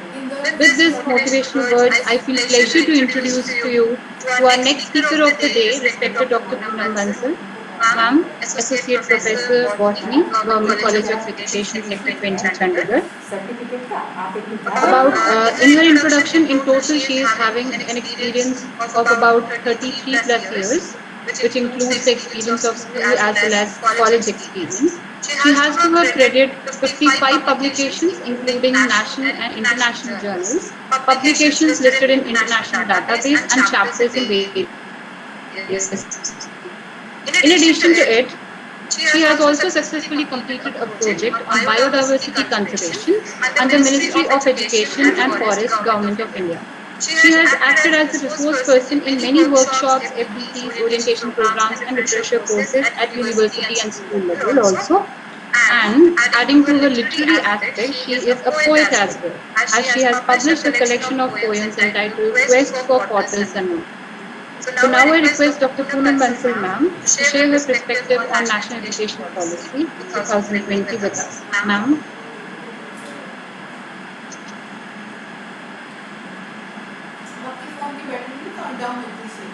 होती मैम मेरी तो बहुत जल्दी डाउन हो जाती है। मैम एक्चुअली ये फ़ोन अभी महीना ही हुआ होगा इसके लिए। अच्छा, मेरा अभी तो है। शायद पुराना होगा, इस वजह से होगा। हाँ, वो जैसे जैसे उम्र बढ़ती जाती है फ़ोन की वजह मैं मतलब मेरा तो 15-25% बैटरी एकदम से सडन अच्छा। डाउन हो जाती है। जो मैम ये तो है, घंटे होती में तो है। होता था, घंटे भर में मेरी डाउन हो जाती थी। और एक बार फिर ऐसी समस्या आई, 32% पे रह गई यहाँ मैं कॉलेज में। अच्छा। बैटरी मेरी 32% पे आ गई। मैंने कहा हद ही हो गई है। उसके मैम बाद जब ये सेशंस होते हैं ना, आप चार्जर साथ में लाया करो। ये साथ मैंने में अब पता क्या, मेरा ना कंप्यूटर पे चल रहा है, हाँ, वो ठीक है। और उस पे भी लोड पड़ रहा है। मैं ये भी बता देती हूँ, उस पे लोड पड़ रहा है। बीच में मेरा कनेक्शन नेटवर्क की प्रॉब्लम आ गई थी। अच्छा। वो हैवी हो गया ना, उसके ऊपर जैसे जैसे बंदे बढ़ते जा रहे थे। हाँ, फिर हाँ। मैंने रीस्टार्ट किया उसे, सिस्टम ओके, को। ओके। तो अगर मैं इस पे कर दूँ ना, तो मेरी तो ये जीरो हो जाएगी। इसलिए मैं और दूसरा मेरे सिस्टम हैंग होने शुरू हो गए हैं इसकी वजह से। जब से ये मेरे वेबिनार Thank you very इस पे much, मेरे Dr. System hang Ravi. होने शुरू हो गए। मैं किसी को भी ओपन करती हूँ ना, टाइम लगता है। Audiences तभी and मैम ये dear करता है, बहुत participants, कंज्यूम करता है ये uh, वो। this topic, that is this theme of this webinar, a precursor to total re-engineering of Indian education for ensuring quality, is well chosen theme and contemporary. Today I am going to dwell one of the most important precursors that is required for total re-engineering of the Indian education for the quality education that is towards the more holistic and multidisciplinary education. So variety is the spice of life.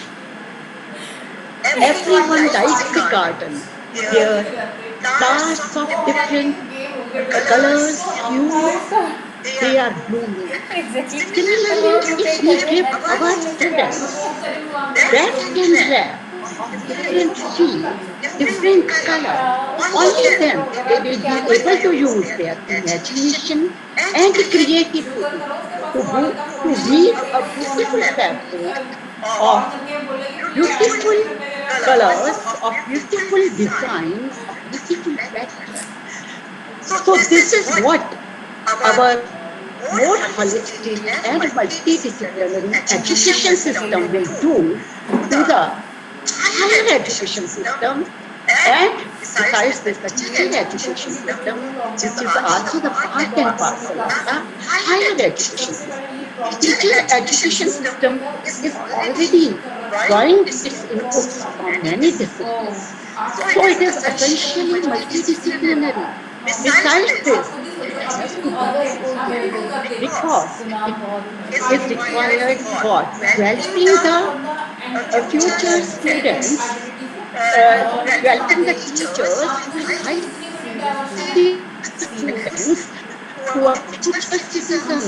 So their overall development is so this is the most important precursor for the engineering of the education system, I suppose. Already Dr. Kuldeep, he has dwelt on this topic from the perspective of the various committees, Justice Verma, then Yashpal Sharma committee, then the Kothari Commission committee. So I am to discuss on this. Firstly, I'll dwell on what is the need and importance of holistic and multidisciplinary learning. Then, what are the salient features of a national education policy, 2020? After that, we will how can we strive towards this multidisciplinary and holistic learning. After that, there will be some challenges for the implementation of this policy for this multidisciplinary and holistic learning. Then there are certain suggestions. So, as all of you know, India has a long tradition of the holistic and multidisciplinary learning. Our universities, ancient universities like Dakshinam and Nalanda, they imparted the education in many disciplines, like varying from science, arts, then vocational education, and then the life skills education. Every type of education was provided. Similarly, our literary works like Banata's Kadambari, it mentions that for a good education, the 64 colors are required. These colors are nothing. These are the modern day liberal arts, which we call, the whole word calls it. What is the aim of the holistic and multidisciplinary education? First is to develop all the capacities in the human beings in an integrated manner, not in isolation. So if all the disciplines are there, whatever their input will be there in the development of the students, that will be in an integrated manner. Next is to develop the well-rounded individuals that possess critical 21st century capacities in various fields. As we know, the world is changing at a fast pace. So our students will lag behind if we do not keep pace with the modern day education system. The critical thinking capacities required for today's world are the problem solving, critical thinking, communication skills. So all these are required only if we purport for the multidisciplinary and holistic education. We will develop the well-rounded individuals in all the aspects, in the physical, mental, intellectual, aesthetic, spiritual, so all the development. Then next is for the rigorous specialization in a chosen field or fields. As in this system, students can also opt for many fields. So already it has been, the research is showing that the approaches which embrace this multidisciplinary and holistic education, it yields the positive outcomes like creativity and innovation, critical thinking and high order thinking skills, and problem solving abilities are developed. Similarly, teamwork, communication skills, more in-depth learning of the curricula across the fields. It also helps in the increasing the social and moral awareness, and there will be the enjoyment of learning as the students, they will be not learning because of the compulsion or because of the imposement by the parents or the teachers or the society, but just for the passion of that discipline. So such a holistic education shall be long-term the approach of all the undergraduate programs, including teacher education program. So what is the need of this type of education? To usher our country into the 21st century and for the fourth industrial revolution. As in this system, there will be the flexible curricular structures. These structures, they will enable the creative combination of disciplines. It is not like the science students cannot opt for the music, they cannot opt for the literature, or the vice versa. Like the literature students, they can also opt for any scientific subjects.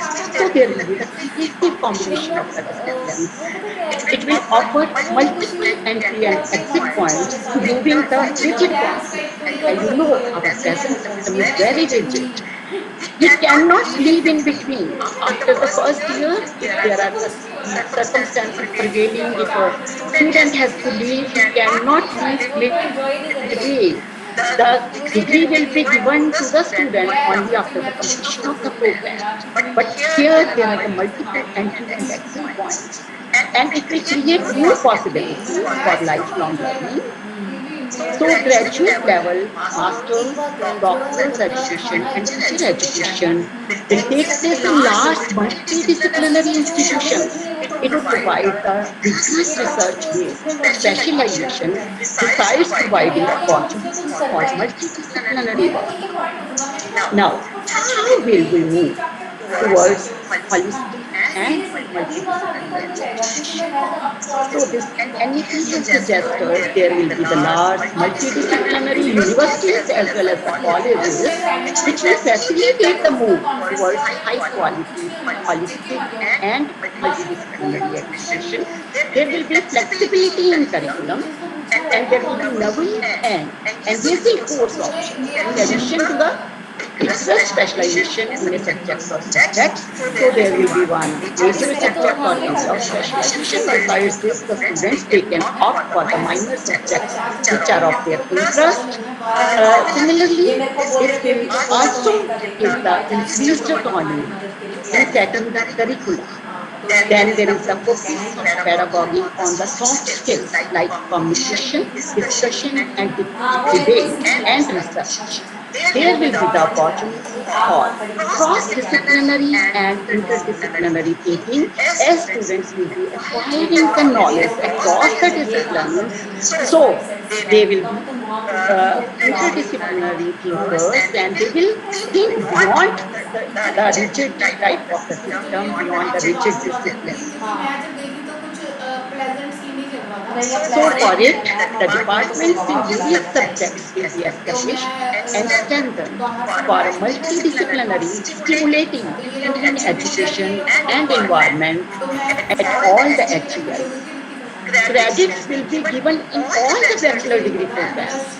For these subjects, the students they opt, credits will be given for all the subjects, even if they are done not from that institution from through the open distance learning mode. If those courses, those disciplines are not available at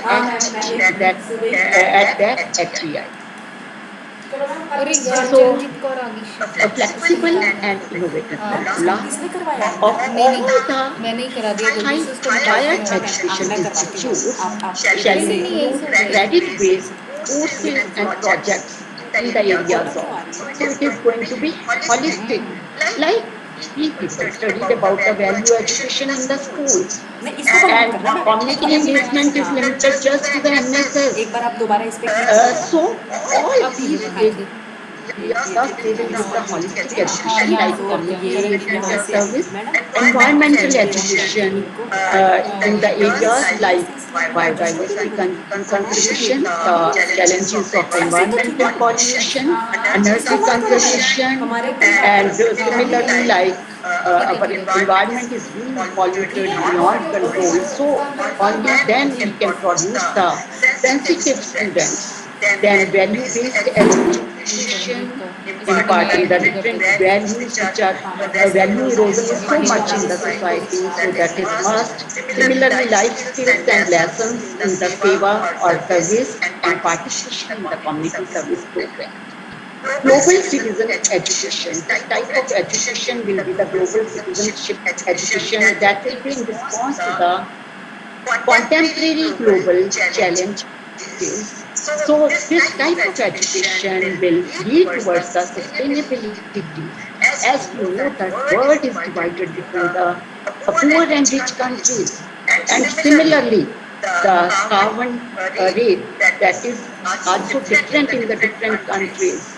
So the resources availability, that is also unequal distribution. So this global citizen education, as the world is limited to the global village, so it will be there to, in response to the contemporary global challenges. Then internship. So this is the most important point. Internship will with the local industry. It is not like whatever the institution suggests. The students they can do internship at the local industry, businesses, even with the artists or the craft persons. So it will improve the employability. So for this, there will be the adjustment of the structure and length of the degree programs. The undergraduate degree program that will be of either 3 or 4 years duration with multiple exit options. Firstly, I am telling you about the higher education, then we will thus similarly there are the modifications and the adjustment in the structure in the teacher education. So undergraduate degree will be of 3 or 4 years duration with multiple exit options. So if a student completes the education in for 1 year in the vocational and professional area, he will be given the certificate. Then there will be a diploma provided after the 2 years of studies and a bachelor's degree will be given after the 3 years program. But there is also the 4 year multidisciplinary bachelor's program. This 4 year program will include the research project. The students, they will work on that research project. Those who complete this 4 year program, for the master's degree, they will have only 1 year. An academic bank of credit shall be established, which would digitally store the academic credits earned from various recognized HEIs, not only from the HEI where the student is enrolled, from the various recognized HEIs. So different designs of the master's program, as if there is a 3 year bachelor program, then there will be the 2 year master's program. If the student has completed the 4 year bachelor's program with research, then there will be duration of the program will be just 1 year. Then there is also an integrated 5 year bachelor's and master's. 5 years, this program will lead to the bachelor's and master's degree course. Undertaking in which he shall require either a master's degree or the 4 years bachelor's degree with research. Even after the 4 years bachelor's degree with research, we can enroll for PhD. The MPhil program shall be discontinued. Now we come to what is the adjustment of the structure and lengths of teacher education programs. All the teacher education programs will be conducted within the composite multidisciplinary institutions. B.Ed programs will be run in collaboration with other departments like history, mathematics, science, then dance, fine arts. So all the departments, they will be collaborating the education with the education department. The HEIs offering the 4 year integrated B.Ed, other HEIs, it is not only the B.Ed colleges will also be made in multidisciplinary. Integrated B.Ed may also run a 2 year B.Ed for the students who have already received a 3 years bachelor's degree in a specialized subject. A 1 year B.Ed may also be offered for the candidates who have received a 4 year undergraduate degree in a specialized subject. Now, besides this,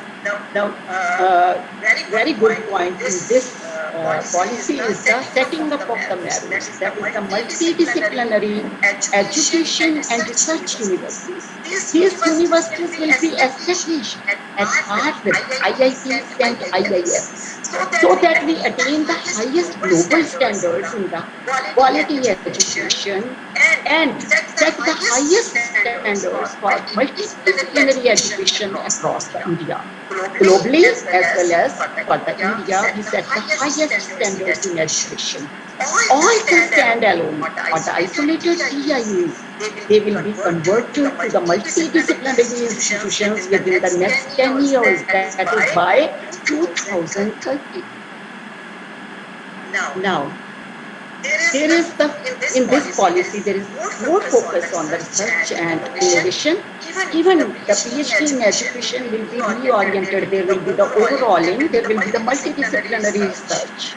There will be the setting up of the startup incubation centers, technology development centers, and centers in the frontier areas of research.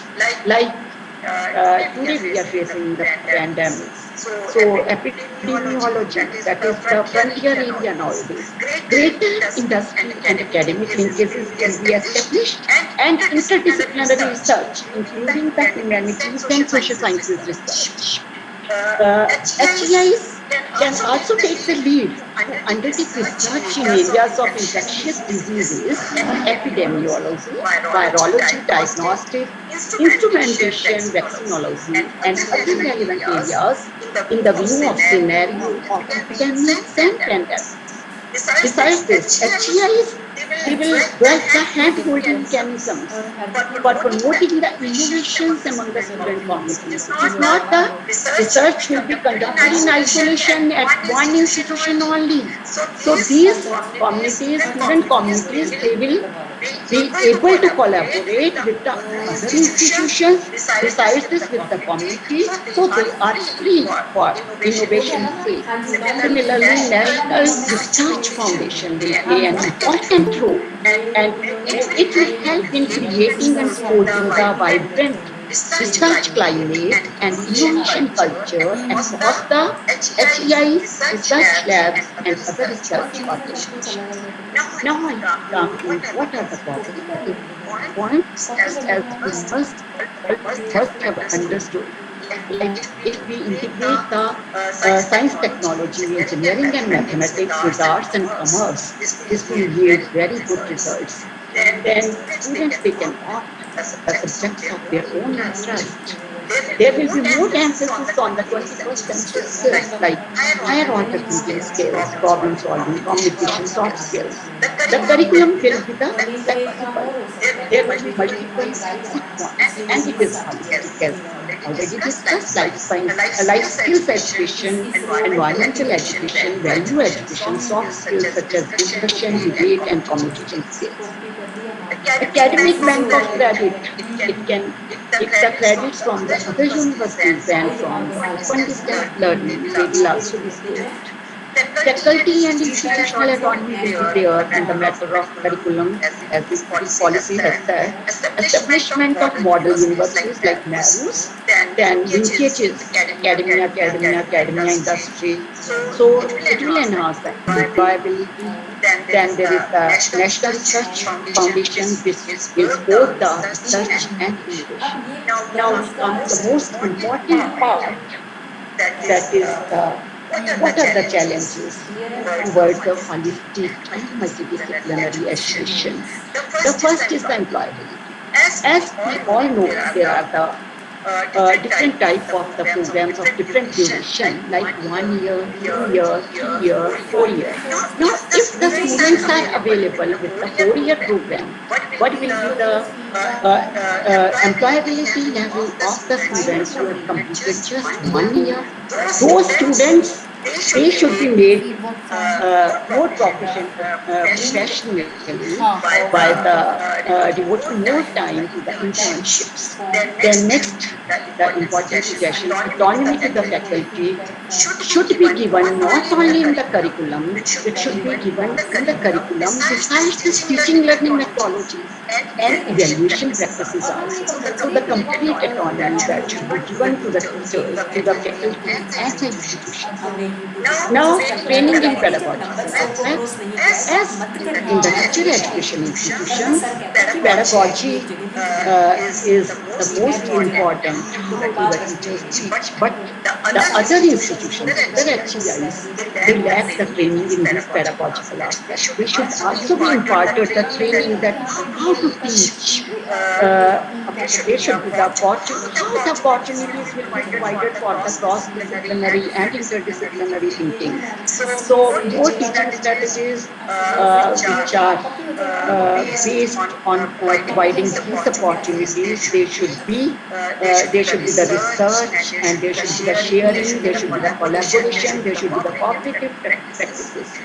Now, this policy mentions that narrows will be set up. But what is the time frame for setting up these narrows?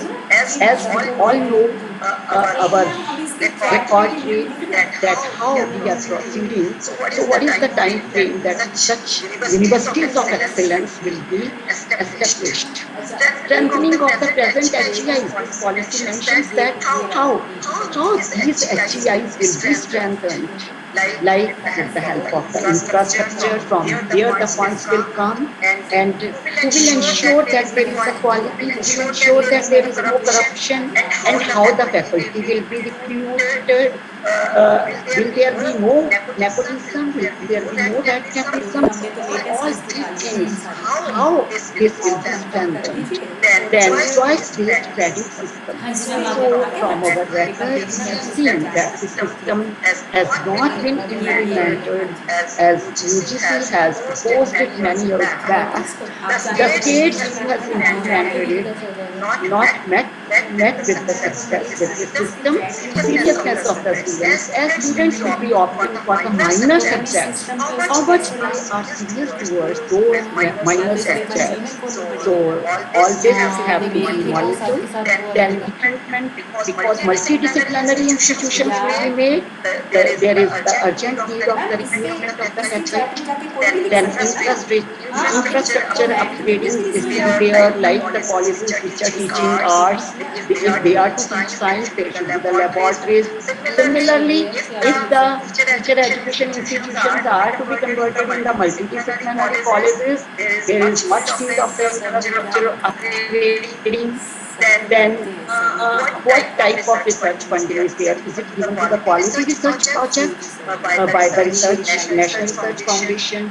And so there should be some monitoring mechanism, some feedback mechanism. So we are way ahead feedback link ये for लिखी ना this for developing country like ours. So all of us have to work collaboratively and very vigorously so that we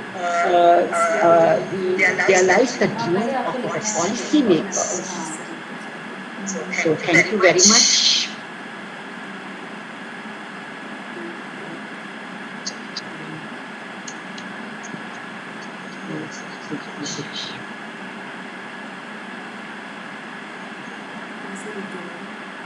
ये वो आएगा भी।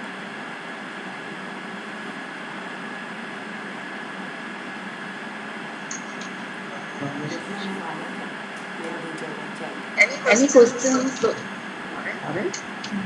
Any questions or queries? You all are most welcome.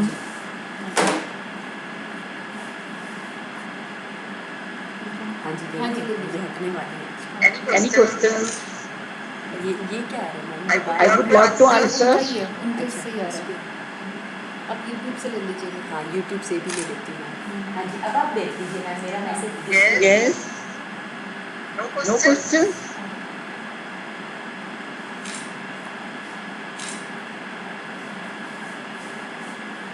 Yes. Thank you very much, all of you, all the participants and the organizers for giving me this opportunity. Thank you very much. हाँ हाँ यही जी है हाँ आपका। जी ma'am इस पे click करके देख इस पे मत करो चलो मैं किसी और पे करके हाँ देखती हूँ हाँ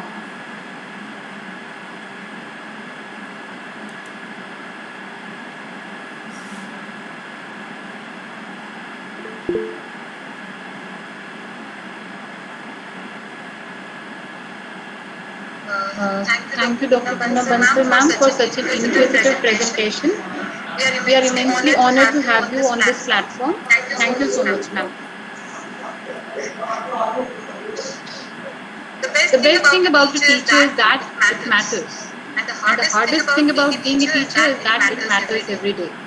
With these lines, I would request the next speaker, Mr. Ravinder Kumar, Assistant Professor GCE-20, to share his views on National Education Policy 2020 in his introduction. He is having an experience of 13 plus years in the field of education at college level, and his area of expertise includes science education, educational technology, and guidance and counseling. I would request Sir to kindly address the participants. Sir.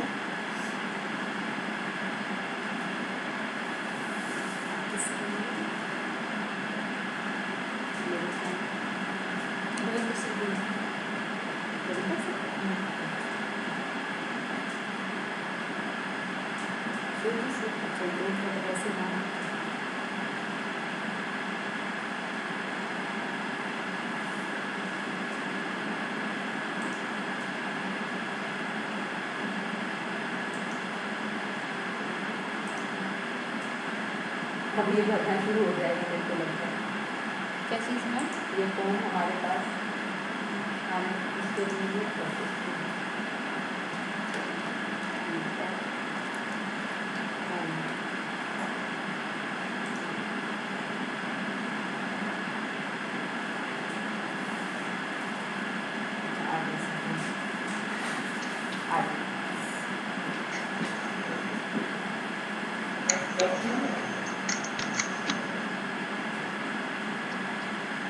Thank you so much doctor Rajni. आप सबके अंदर विराजमान उस परम शक्ति को मैं फिर से प्रणाम करता हूँ और आप सबका फिर से अभिनंदन करता हूँ और अपने आप को सौभाग्यशाली समझता हूँ कि आज इस वेबिनार में मुझे बोलने का मौका मिला है। जैसे कि आप सब जानते हैं कि आज हम सुबह से जो डिस्कशन कर रहे हैं वो नेशनल एजुकेशन पॉलिसी 2020 पर डिस्कशन चल रहा है और री engineering of Indian education for ensuring quality the teacher education context जो आज का हमारा थीम है उस पर हम लोग बात कर रहे हैं। लेकिन साथियों, मेन थीम पर जो मुझे लगता है कि जरूरी है, तो मेरी ऑब्जर्वेशन एज ए टीचर जो है मुझे बात करनी चाहिए, तो उसके विषय में मैं जरूर बात करूँ। तो भारत सरकार ने राष्ट्रीय शिक्षा नीति 2020 हम सबको सौंप दी है। ये हमारे सामने हमारे हाथों में ग्रंथ के रूप में रख दी गई है। ये एक ऐसा ग्रंथ है जिसे हमें किसी नीले पीले या लाल कपड़े में या हरे कपड़े में लपेट के नहीं रखना है। ये वो ग्रंथ है साथियों जिसे हमें पढ़ना है, जिसे हमें बार बार पढ़ना है, देखना है, सुनना है, जिस पर हमें विचार विमर्श करना है और उसे महसूस करना है। क्योंकि अगर आज हम 2030 या 2040 के भारत की कल्पना करते हैं, उस भारत की कल्पना करते हैं जो आत्मनिर्भर होगा, उस भारत की कल्पना करते हैं जो विकसित होगा, उस भारत की कल्पना करते हैं जो विश्व गुरु होगा, ये सब करने के लिए, ये सब सोचने के लिए, वहां तक पहुंचने के लिए आज हमारे पास जो राष्ट्रीय शिक्षा नीति है, उस राष्ट्रीय शिक्षा नीति की नीति को हमें समझना होगा और उस नीति को समझने के लिए हमें बार बार उसको पढ़ना होगा। Teachers, teacher educators, counsellors, volunteers, social workers, educational workers, administrators, यहाँ तक कि शिक्षा से जुड़े हुआ हर वो इंसान जो नीचे से लेकर के ऊपर तक शिक्षा से जुड़ा हुआ है और जो अपना योगदान किसी न किसी रूप में शिक्षा में दे रहा है, हर उस व्यक्ति को राष्ट्रीय शिक्षा नीति को पढ़ना, सुनना, समझना अनिवार्य है। इसीलिए मैंने इसको ग्रंथ कहा है, क्योंकि जितनी बार हम इसे पढ़ेंगे उतनी बार हम इसके लक्ष्य और उद्देश्यों की प्राप्ति जिस तरह से हमें करनी है उसको समझने में हमें आसानी होगी और जितना हम उसको समझेंगे उतना ही हम उस पर काम करने के लिए बड़ी नई एनर्जी के साथ, ऊर्जा के साथ और अपने पोटेंशियल के हिसाब से हम काम करने के लिए तत्पर होंगे। साथियों, जब मैं इस बात को सोचता हूँ, इस नीति के बारे में सोचता हूँ, इसको गहन अध्ययन करता हूँ या लोगों की बात सुनता हूँ, तो मेरे दिमाग में भी बड़े सारे क्वेश्चन आते हैं, बहुत सारी दुविधाएं आती हैं। माय डियर फ्रेंड्स, चैलेंजेस जो है वो किसी भी चीज के लिए हमारे सामने आते हैं। जब हम कहते हैं कि वसुदेव वसुतम देवम कंस चारणो रमर्दनम देवकी परमानंदम कृष्णम वंदे जगद्गुरुम गुरुर् ब्रह्मा गुरुर् विष्णु गुरुर्देवो महेश्वरा गुरुर् साक्षात परम ब्रह्मा तस्मै श्री गुरुवे नमः।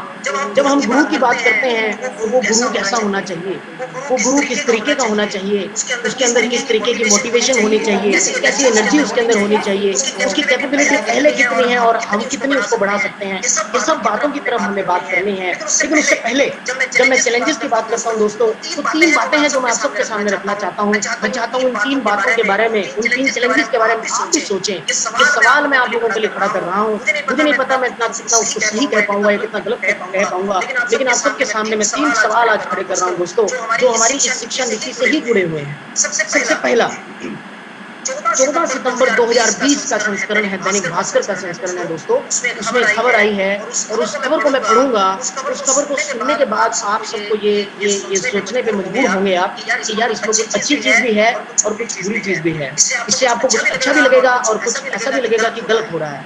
लेकिन राष्ट्रीय शिक्षा नीति की नीति को ये कैसे चैलेंज कर रहा है, उसे ये कैसे जो है एक चैलेंज के रूप में उसके सामने खड़ा हो रहा है, ये हमारे लिए सवालिया निशान है।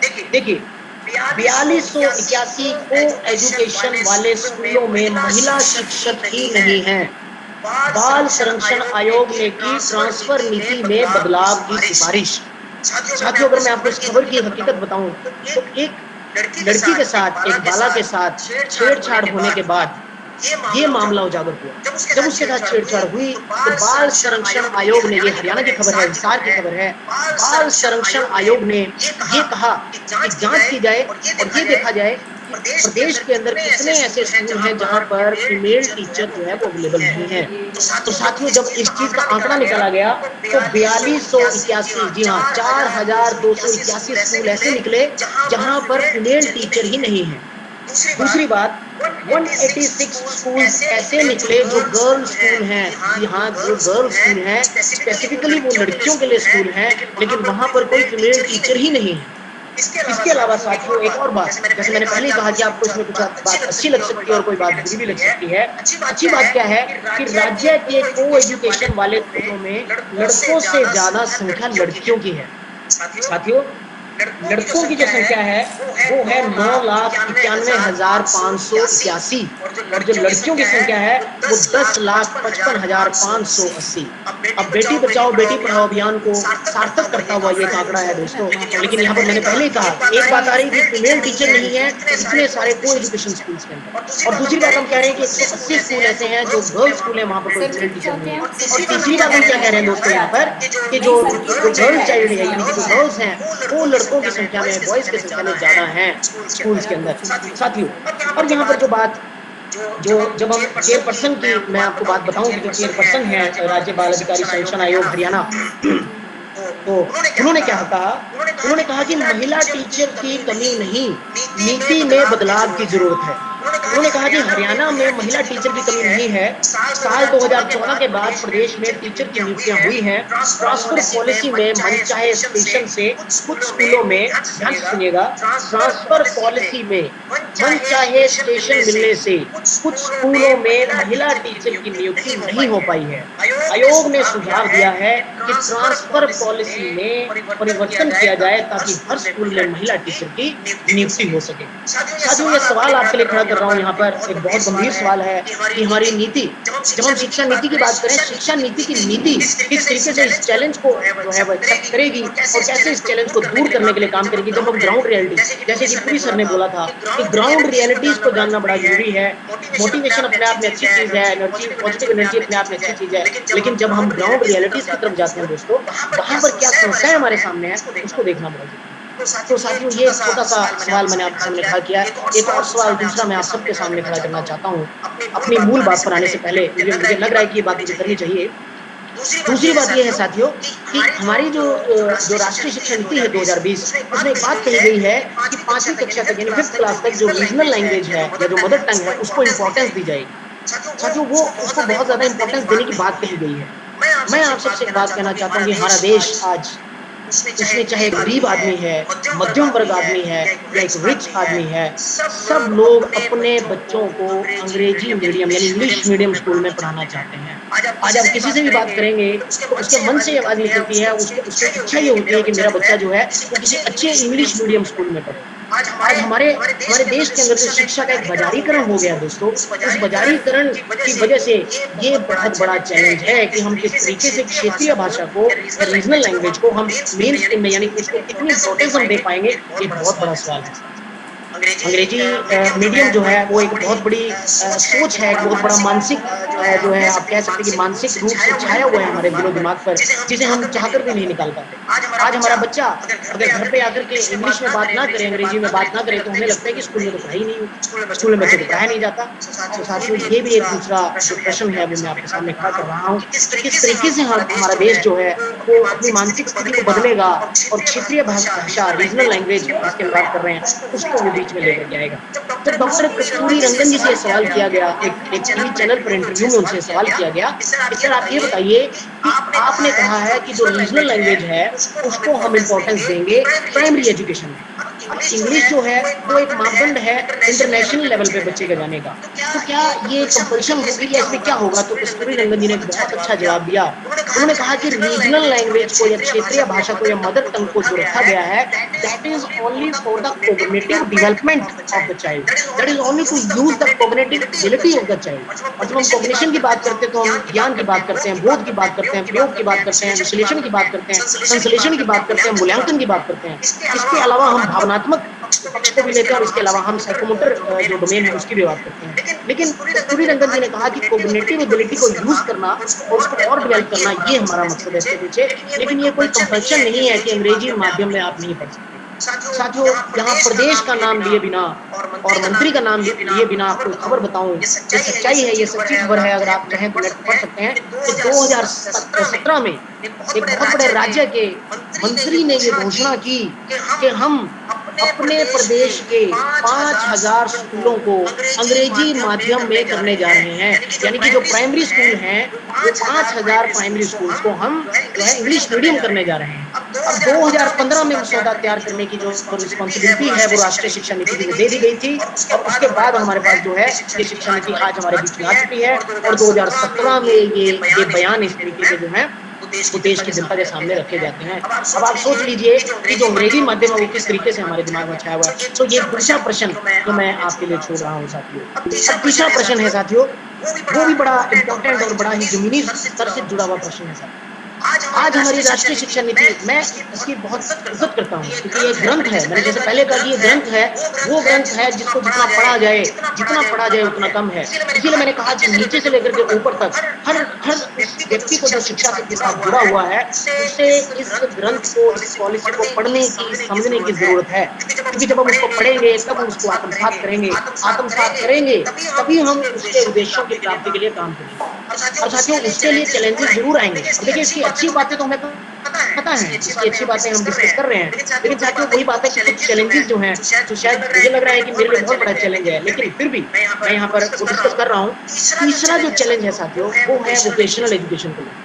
हम बात करते हैं कि हम वोकेशनल एजुकेशन जो है वो हम शुरुआत से ही देंगे, और उसको हम एक जो है मेन एजुकेशन के तौर पे जो है उसको डेवलप करने की कोशिश करेंगे, और बच्चों को जो है वोकेशनल एजुकेशन जो वो साथ के साथ दी जाएगी, ताकि जो बच्चे हैं उसको भी इज्जत की नजर से देखें। पर साथियों, यहाँ पर हमारे देश की जो मानसिकता है उसको बदलने की जरूरत है।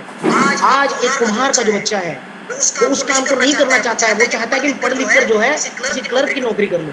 आज एक जूते बनाने वाले का जो बच्चा है, या किसी इस तरीके के काम करने वाला जो काम जिसको हम एक तरह से एक जनरल काम लेते हैं, या हम ऐसा सोचते हैं कि ये काम जो है ये प्रोफेशन नहीं बन सकता, इसको हम बिजनेस नहीं बना सकते, ऐसे काम करने वालों के जो बच्चे हैं वो आज पढ़ लिख कर एक सरकारी नौकरी पाना चाहते हैं। उसके पीछे जो कारण है दोस्तों, वो है सम्मान, क्योंकि उन्हें वो सम्मान नहीं मिलता है।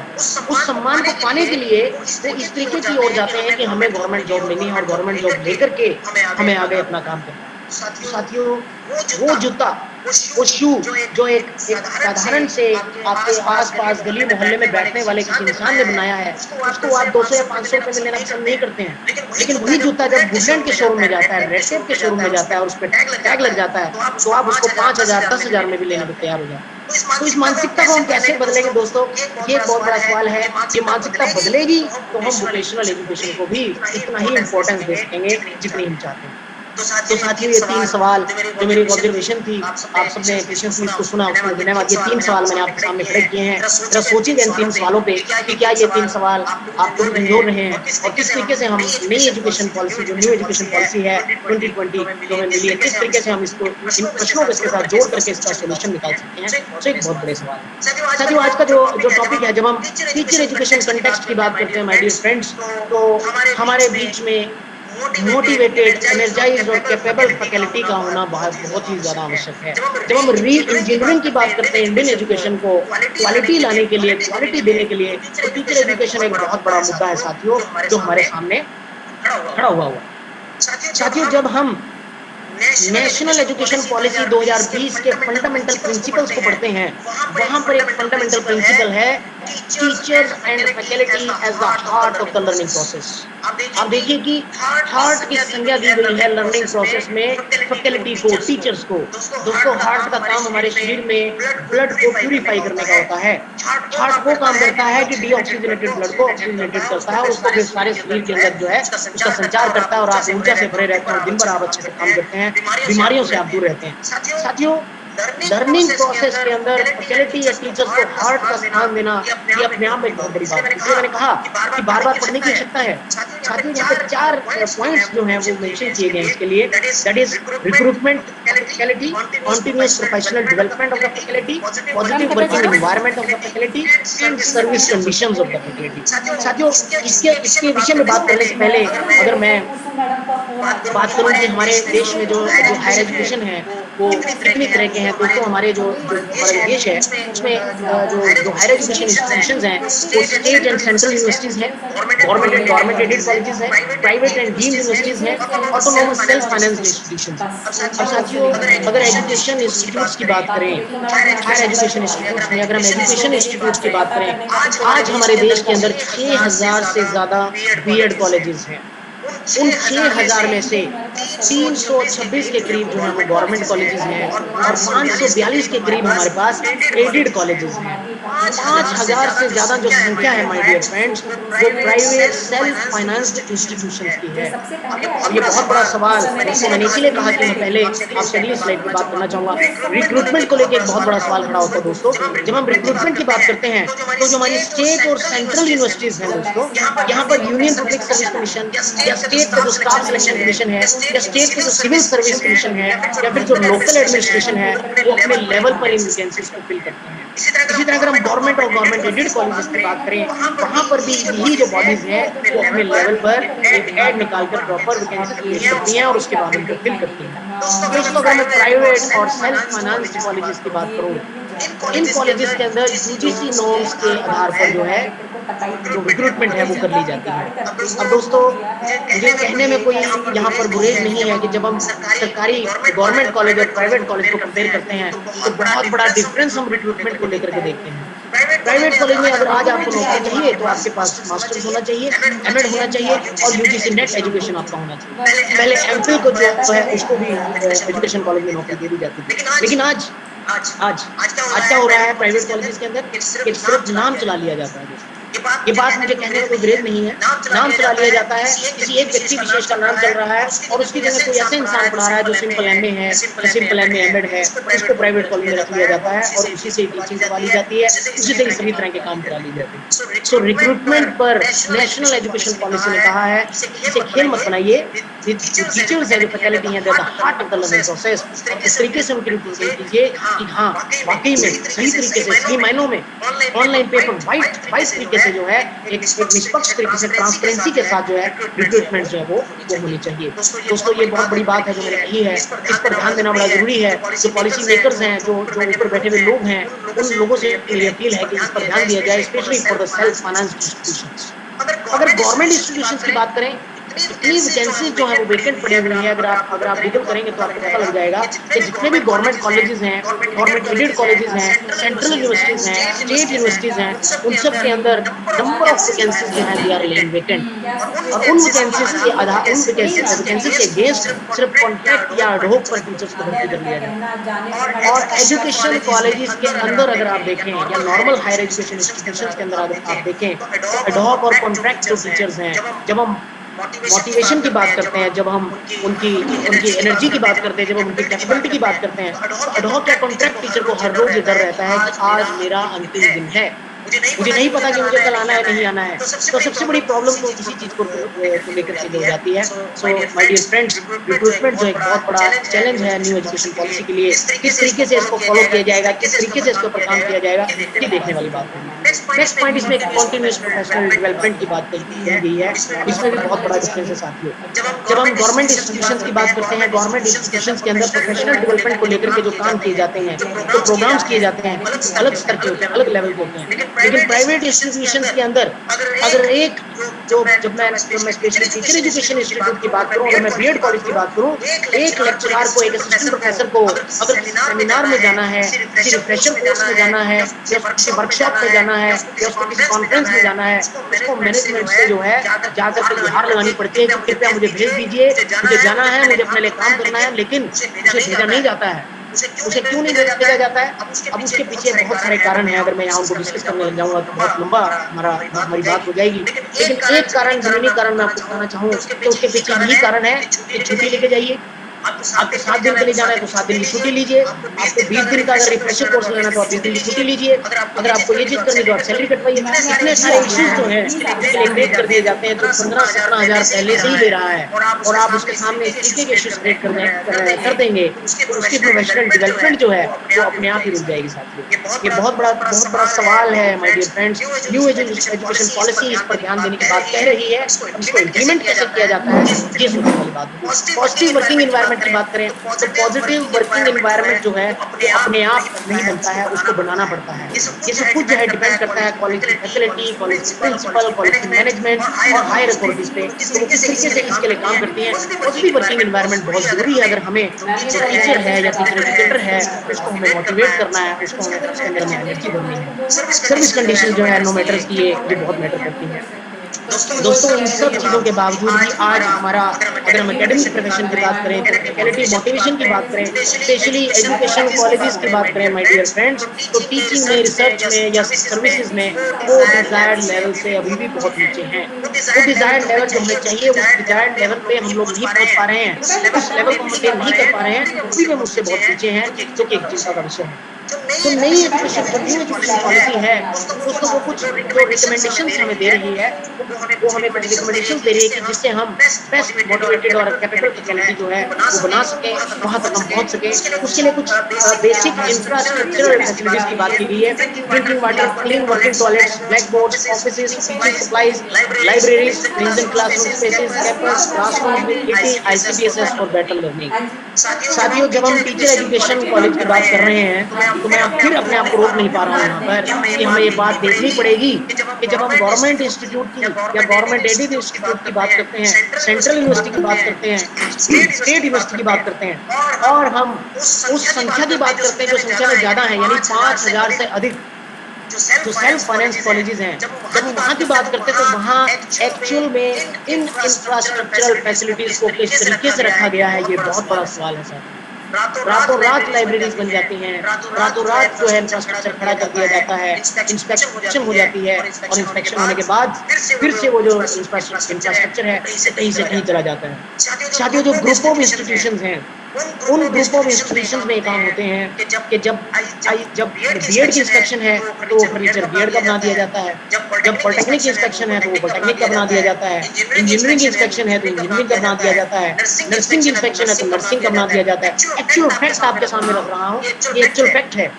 लाइब्रेरी और टीचिंग सप्लाईज और ऑफिसेज और ड्रिंकिंग वाटर और क्लीन वर्किंग टॉयलेट्स, अगर मैं इनकी बात करूं तो साथियों, आपको उन कॉलेजेस में जाकर के देखना पड़ेगा जो कॉलेजेस रिमोट एरियाज में बनाए गए हैं, जो फील्ड्स के अंदर जो कॉलेजेस बनाए गए हुए हैं, वहां पर ये बात कह दी जाती है, जब ड्रिंकिंग वाटर की और क्लीन वर्किंग टॉयलेट की बात करते हैं तो बच्चे तो आते नहीं, फैकल्टी है नहीं, जो फैकल्टी है उसको नाम चला रखा है। तो जब इस तरीके की बातें वहां पर आती हैं तो इन सब इंफ्रास्ट्रक्चरल फैसिलिटीज की धज्जियां उड़ा दी जाती हैं।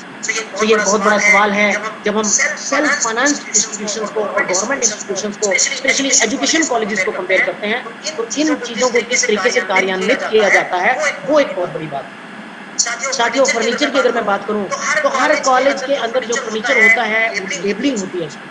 जब भी एनसीटी की इंस्पेक्शन होती है तो एनसीटी की इंस्पेक्शन में टेबल, चेयर्स, ब्लैक बोर्ड, हर एक चीज के ऊपर लेबलिंग को देखा जाता है कि उस पर जो लेबल लगा हुआ है, क्या वो लेबल जो है वो कितने साल पुराना है, और क्या आपके कॉलेज का वो जो इंफ्रास्ट्रक्चर है क्या वो आपके कॉलेज से रिलेटेड है। बहुत से कॉलेजेस ऐसे पाए जाते हैं जहाँ पर जो टेबल है, चेयर है, जो इस तरीके की इंफ्रास्ट्रक्चरल एमिनिटीज हैं, उन पर कोई किसी प्रकार की कोई टैगिंग नहीं होती, किसी प्रकार के कोई नोट्स जो है उसके ऊपर नहीं होते। ये बहुत बड़ा सवाल है। अब वो नोट्स क्यों नहीं होते, वो मैंने पहले ही आपको रीजन बता दिया। तो ये बहुत बड़ी रिकमेंडेशन है न्यू एजुकेशन पॉलिसी की, जिसकी तरफ ध्यान देना बड़ा जरूरी है। अगर इसे अच्छे तरीके से इम्प्लीमेंट किया गया तो क्यों नहीं हमारे टीचर्स जो हैं और टीचर एजुकेटर जो मोटिवेटेड होंगे, क्यों नहीं वो एनर्जी से भरपूर होंगे, क्यों नहीं उनकी कैपेबिलिटी का भरपूर प्रयोग जो है वो किया जाएगा। लेकिन ये करना बहुत आवश्यक है। अगर ये होगा इसके लिए जो है तभी हम सोच सकते हैं कि जो हमारी नेशनल एजुकेशन पॉलिसी है वो सक्सेसफुल होगी। साथियों, अगली जो बात है कि जो टीचर्स हैं उनको एक्सेसिव ड्यूटीज दे दी जाती हैं। स्पेशली जब हम बीएड कॉलेजेस की बात करते हैं साथियों, टीचर्स को एक्सेसिव ड्यूटीज जो हैं वो किस चीज के नाम पर दी जाती हैं? एडमिशंस के नाम पर। अगर मैं प्राइवेट कॉलेजेस की बात करूं तो एडमिशंस के नाम पर जो है टीचर्स को एक्सेसिव ड्यूटीज दे दी जाती हैं।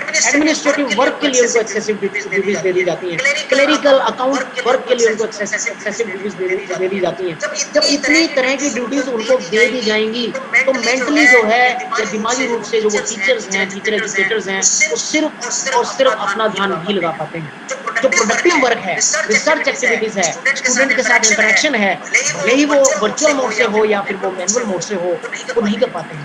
बहुत से टीचर एजुकेटर्स ऐसे हैं माय डियर फ्रेंड्स जो प्राइवेट कॉलेजेस के अंदर काम कर रहे हैं। भले ही उस कॉलेज के अंदर 10, 20, 50 स्टूडेंट्स जो हैं वो प्रेजेंट रहते हों, लेकिन उनको क्लास लेने का मौका नहीं मिलता माय डियर फ्रेंड्स। उनका सारा दिन जो है ऐसे काम में निकल जाता है जिस काम से उनका कोई संबंध ही नहीं है, जिस काम से उनका कोई रिश्ता नाता ही नहीं है, दूर दूर तक कोई रिलेशन नहीं है, लेकिन वो ऐसे काम में, और कोर जो इंटीग्रेटेड कोर्स है उसमें आपको 4 यूनिट्स मिलेंगी। साथियों, यहाँ पर सवाल ये खड़ा होता है कि क्या सेल्फ फाइनेंस्ड इंस्टीट्यूशंस को आगे यूनिट्स मिलेंगी या नहीं मिलेंगी, क्योंकि गवर्नमेंट कॉलेजेस जो हैं या गवर्नमेंट एडेड कॉलेजेस जो हैं वहां पर जो यूनिट्स हैं वो प्रॉपर इंफ्रास्ट्रक्चर प्रॉपर सिस्टम को देख करके दी जाती है। लेकिन जो सेल्फ फाइनेंस्ड कॉलेजेस हैं वो लीग से हटकर थोड़ा ऊपर उठकर जो है सीट्स जो है उसका लालच करते हैं और ज्यादा से ज्यादा सीट्स को ले लेते हैं। टीचर्स उनके पास होते नहीं, और जो टीचर्स उनके पास होते हैं उन टीचर्स को बच्चे पढ़ाने के लिए होते नहीं, और जो स्टूडेंट्स हैं, मुझे बोलना नहीं चाहिए लेकिन मैं बोल रहा हूँ फिर भी, कि जो स्टूडेंट्स हैं वो कॉलेज आने के नाम पर जो है वो तैयार नहीं होते। उन्हें ऐसे कॉलेजेस चाहिए होते हैं जहाँ पर उन्हें बिना जाए जो है वो डिग्री मिल जाए। साथियों, एक बहुत बड़ा ये सवाल है, बहुत बड़ी एक ग्राउंड रियलिटी है। जब पुरी सर ने बोला था तो मैं इस चीज के बारे में सोच रहा था कि ग्राउंड रियलिटी के स्टूडेंट टीचर रेशियो की हम बात तो करते हैं कि that should not be too high, लेकिन वो किस तरीके से मेंटेन की जाएगी, किस तरीके से उस पर काम किया जाएगा, ये बहुत बड़ा सवाल है साथियों। इस पे बात करनी बड़ी जरूरी है, और ये सवाल है जो खड़ा होता है चैलेंज के रूप में न्यू एजुकेशन पॉलिसी, जो नेशनल एजुकेशन पॉलिसी है 2020 उसके लिए। Next, the faculty will be appointed to individual institutions without any transfer. साथियों, ये बात गवर्नमेंट कॉलेजेस या गवर्नमेंट एडेड कॉलेजेस पर तो जो है सार्थक सिद्ध होती है। जो फैकल्टी है that should be appointed to individual institutions, कि उनकी ट्रांसफर्स नहीं होनी चाहिए, क्योंकि 5 महीने 6 महीने 1 साल में एक टीचर अपने आप को स्थापित करता है। वो अपने आप को एक टीचर एजुकेशन की अगर हम बात करें तो टीचर एजुकेशन कॉलेज की अगर हम बात करें, हायर एजुकेशन इंस्टीट्यूट की बात करें, तो वो अपने आप को स्थापित करता है। लेकिन जब हम बात करते हैं सेल्फ फाइनेंस्ड इंस्टीट्यूशंस की, तो दोस्तों वहां पर तो एक टीचर आता है, आने के बाद कुछ दिनों के बाद उसको निकाल दिया जाता है, या कुछ प्रॉब्लम्स की वजह से वो खुद छोड़ के चला जाता है। सो वहां पर रिटेंशन जो है वो टीचर की नहीं रहती। So faculty will be appointed to individual institutions without any transfer. ये पॉइंट गवर्नमेंट और गवर्नमेंट कॉलेजेस के लिए बड़ा अच्छा पॉइंट है, और अगर इसके ऊपर काम किया जाए तो अगर टीचर जो है वो रिटेन रहेंगे तो they will be feel invested in the institution, connected to the institution and must be committed to their institution and community. साथियों, faculty will be given the freedom to design their own curricular and pedagogical approaches within the approved framework. ये बात बहुत सार्थक सिद्ध होगी। जब हम innovative teaching की बात करते हैं तो टीचर एजुकेटर जो है उसका रोल बहुत जो है अहम हो जाता है, और यहाँ पर एक बात कही गई है नेशनल एजुकेशन पॉलिसी में that empowering of faculty to conduct innovative teaching research which will motivate and enable them to do truly outstanding creative work.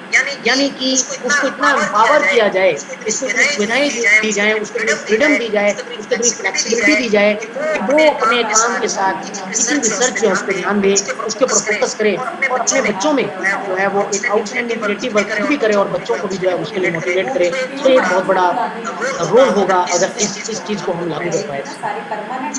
Excellence जो है that will be further incentivised through appropriate rewards, promotions, recognitions. जो जब हम बात करते हैं अच्छे काम की बात करते हैं, चाहे वो प्राइवेट इंस्टीट्यूट है या गवर्नमेंट इंस्टीट्यूट है, बीएड कॉलेजेस के अंदर करने के लिए इतना कुछ है साथियों, इतनी सारी एक्टिविटीज हैं करने के लिए, एकेडमिक एंड नॉन एकेडमिक, तो वहाँ पर रिवार्ड्स मिलना, प्रमोशंस मिलना, रिकॉग्निशंस मिलना बहुत जरूरी है। साथियों, ये कहने की बात नहीं है, इसको समझने की बात है। मैनेजमेंट को, अथॉरिटीज को, हायर अथॉरिटीज को इसके ऊपर काम करने की जरूरत है कि किस तरीके से वो फैकल्टी को रिवार्ड्स दे सकते हैं, किस तरीके से उनको प्रमोशंस दे सकते हैं, किस तरीके से उनको उनके काम की रिकॉग्निशंस दे सकते हैं, इंस्टीट्यूशन लेवल पर ही, ताकि उनके अंदर एक अलग ऊर्जा का संचार हो, वो और अच्छा काम करने के लिए मोटिवेट हो। और जो फैकल्टी काम नहीं करती है, यहाँ पर न्यू एजुकेशन पॉलिसी जो है वो ये भी एडमिट करती है, वो ये भी यहाँ पर रिकमेंड करती है कि faculty not delivering on basic norms they should be held accountable. ये भी होना चाहिए कि जो फैकल्टी अच्छा काम नहीं कर रही है, जो फैकल्टी बेसिक नॉर्म्स के अकॉर्डिंग काम नहीं कर रही है, उसको जवाबदेही भी उसकी होनी चाहिए। इसके प्रति सबसे पहले तो अपने प्रति, उसके बाद अपने छात्रों के प्रति, और उसके बाद सिस्टम के प्रति। तो ये भी एक बहुत बड़ा सवाल है। तो साथियों, अब मैं जो है जल्दी अपनी बात खत्म करना चाहूँगा क्योंकि समय की बहुत कमी है। सो मैं यहाँ पर सीधे आना चाहूँगा कि जो इंस्टीट्यूशनल डेवलपमेंट प्लान जो है हायर एजुकेशन इंस्टीट्यूशंस के लिए जो न्यू एजुकेशन पॉलिसी रिकमेंड करती है, सो अगर हम बीएड कॉलेजेस की बात करें तो वहाँ बड़ा सार्थक सिद्ध हो सकता है अगर इस पर अच्छे से काम किया जाए, जिसमें पीयर एंड स्टूडेंट रिव्यूज की बात की गई है, innovations in teaching and pedagogy की बात की गई है, quality and impact of the research की बात की गई है, प्रोफेशनल डेवलपमेंट एक्टिविटीज की बात की गई है, and other forms of services to the institution and community की बात की गई है। साथियों, मैं बार बार कह रहा हूँ कि 5,000 से ज्यादा संख्या वाले जो बीएड कॉलेजेस हैं, जो सेल्फ फाइनेंस कॉलेजेस हैं, उन कॉलेजेस पर किस तरीके से इन चीजों को लागू किया जाएगा, किस तरीके से इन पर नजर रखी जाएगी, वो एक बहुत बड़ा सवाल है। हायर एजुकेशन कमीशन अगर बनता है और फेसलेस इंटरेक्शन की हम बात करते हैं, तो फेसलेस इंटरेक्शन में वो सिर्फ आपसे रिपोर्ट मांगेंगे। फेसलेस इंटरेक्शन में फिजिकल जो आपकी जो कम्युनिकेशन है वो बहुत ना के बराबर हो जाएगी। सो वहां पर किस तरीके से प्राइवेट इंस्टीट्यूशंस की अकाउंटेबिलिटी रहेगी, जवाबदेही रहेगी, इन सब चीजों को लेकर के जब हम इंस्टीट्यूशनल डेवलपमेंट प्लान की बात करते हैं, ये बहुत बड़ा सवाल है। अभी तक तो नेक था, जीसी थी, एनसीटी थी, जो मिलकर काम करती थी, तो नजर रखती थी इस तरीके की चीजों के ऊपर। लेकिन अगर हायर एजुकेशन कमीशन बन गया, जिसको हम फेसलेस इंटरेक्शन का हम एक नाम दे रहे हैं, तो वहाँ पर फेसलेस इंटरेक्शन के नाम पर किस तरीके से वो जो है उसको एक्शन में लाया जाएगा और इन सब चीजों की तरफ किस तरीके से ध्यान दिया जाएगा, ये एक बहुत बड़ी सोचने की बात है साथियों। लीडरशिप की हम बात करें तो लीडरशिप एक बहुत बड़ा रोल प्ले करती है। सेल्फ फाइनेंस कॉलेजेस के अंदर तो लीडर्स की कमी है ही। वहां पर जो है नॉन अटेंडिंग प्रिंसिपल्स हैं, नाम चल रहे हैं, और प्रिंसिपल नाम मात्र के हैं। सिर्फ जो है प्रैक्टिकल्स के टाइम या कुछ खास एक्टिविटीज के टाइम जो है वो लोग कॉलेज में आते हैं। लेकिन जब हम प्राइवेट कॉलेजेस को छोड़कर गवर्नमेंट इंस्टीट्यूशंस की बात करते हैं, एडेड कॉलेजेस की बात करते हैं, वहाँ पर प्रॉपर जो है लीडर्स हैं, प्रिंसिपल्स हैं, उनका एक बहुत बड़ा रोल है। और जो फैकल्टी है उसको भी लीडरशिप पोजीशंस जो हैं वो एक उनके एकेडमिक और सर्विस जो क्रेडेंशियल्स हैं उसके आधार पर उनको भी मिलनी चाहिए, ताकि जो है वो भी इस प्रक्रिया से गुजरे और अपने आप को साबित करें। और साथियों, लीडरशिप पोजीशंस जो हैं वो वेकेंट नहीं रहनी चाहिए, चाहे वो प्राइवेट इंस्टीट्यूट है या गवर्नमेंट इंस्टीट्यूट है। साथियों, अब आपने मेरी बात सुनी, इसके लिए मैं आप सबका बहुत बहुत धन्यवाद करना चाहता हूँ। साथियों, मैंने आप सबके सामने कुछ रियल फैक्ट्स रखने की कोशिश की है, और उन रियल फैक्ट्स के जरिए मैंने, जब हम इस आज के थीम को देखते हैं कि टीचर एजुकेशन के कंटेक्स्ट में हम कैसे रीइंजीनियरिंग कर सकते हैं एजुकेशन सिस्टम को, साथियों मेरी अपील है कि जब हम गवर्नमेंट या गवर्नमेंट एडेड या स्टेट सेंट्रल यूनिवर्सिटी को छोड़ के सेल्फ फाइनेंस कॉलेजेस की तरफ जाते हैं, तो साथियों दोनों ही एरियाज में इम्प्रूवमेंट की जरूरत है, ध्यान देने की जरूरत है। जितना अच्छा हम इस सिस्टम को बना पाएंगे, उतने अच्छे ही बच्चे जो हैं वो इनरोल होंगे, और उतने ही अच्छे जो टीचर्स हैं वो बनकर के निकलेंगे और समाज में अपना योगदान देंगे। अंत में आप सबके लिए दो लाइनें कहना चाहूंगा, आप सबके लिए दो लाइनें कहना चाहूंगा, जितने भी टीचर एजुकेटर मुझे सुन रहे हैं, आप सबके लिए दो लाइनें। वो नदिया चले चले रे धारा,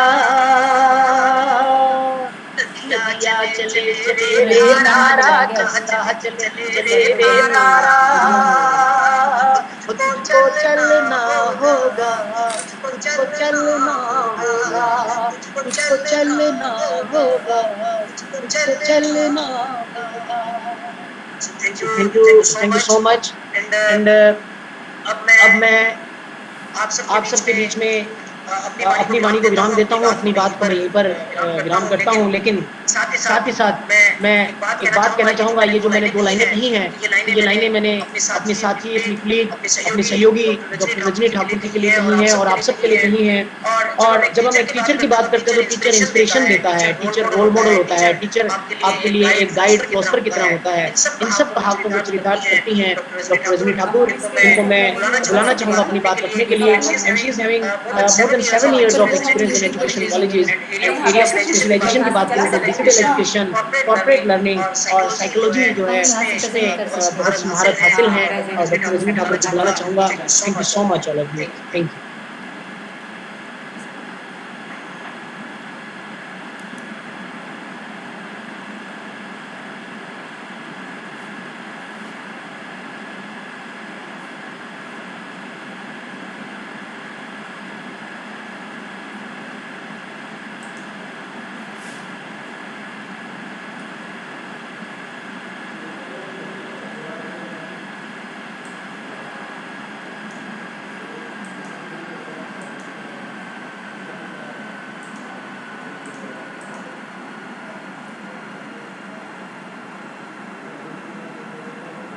अब ये लास्ट प्रेजेंटेशन हुई ना मैम? हाँ जी, हाँ जी।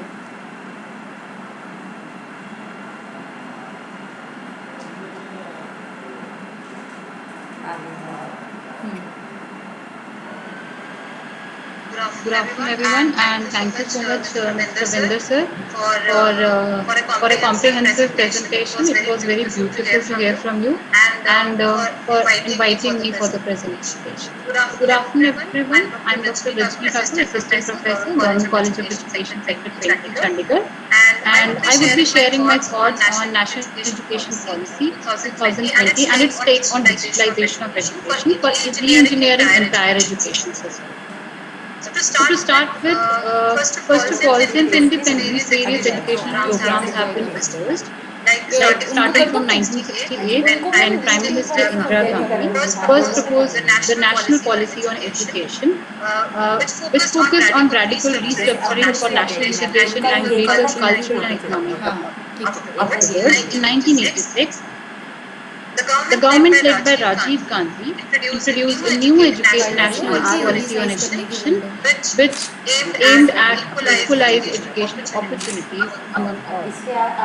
And in 1992, the 1986 NPE was modified by the PV Narasimha Rao government, and a program of action was planned, which envisaged to conduct a common entrance examination at all India basis.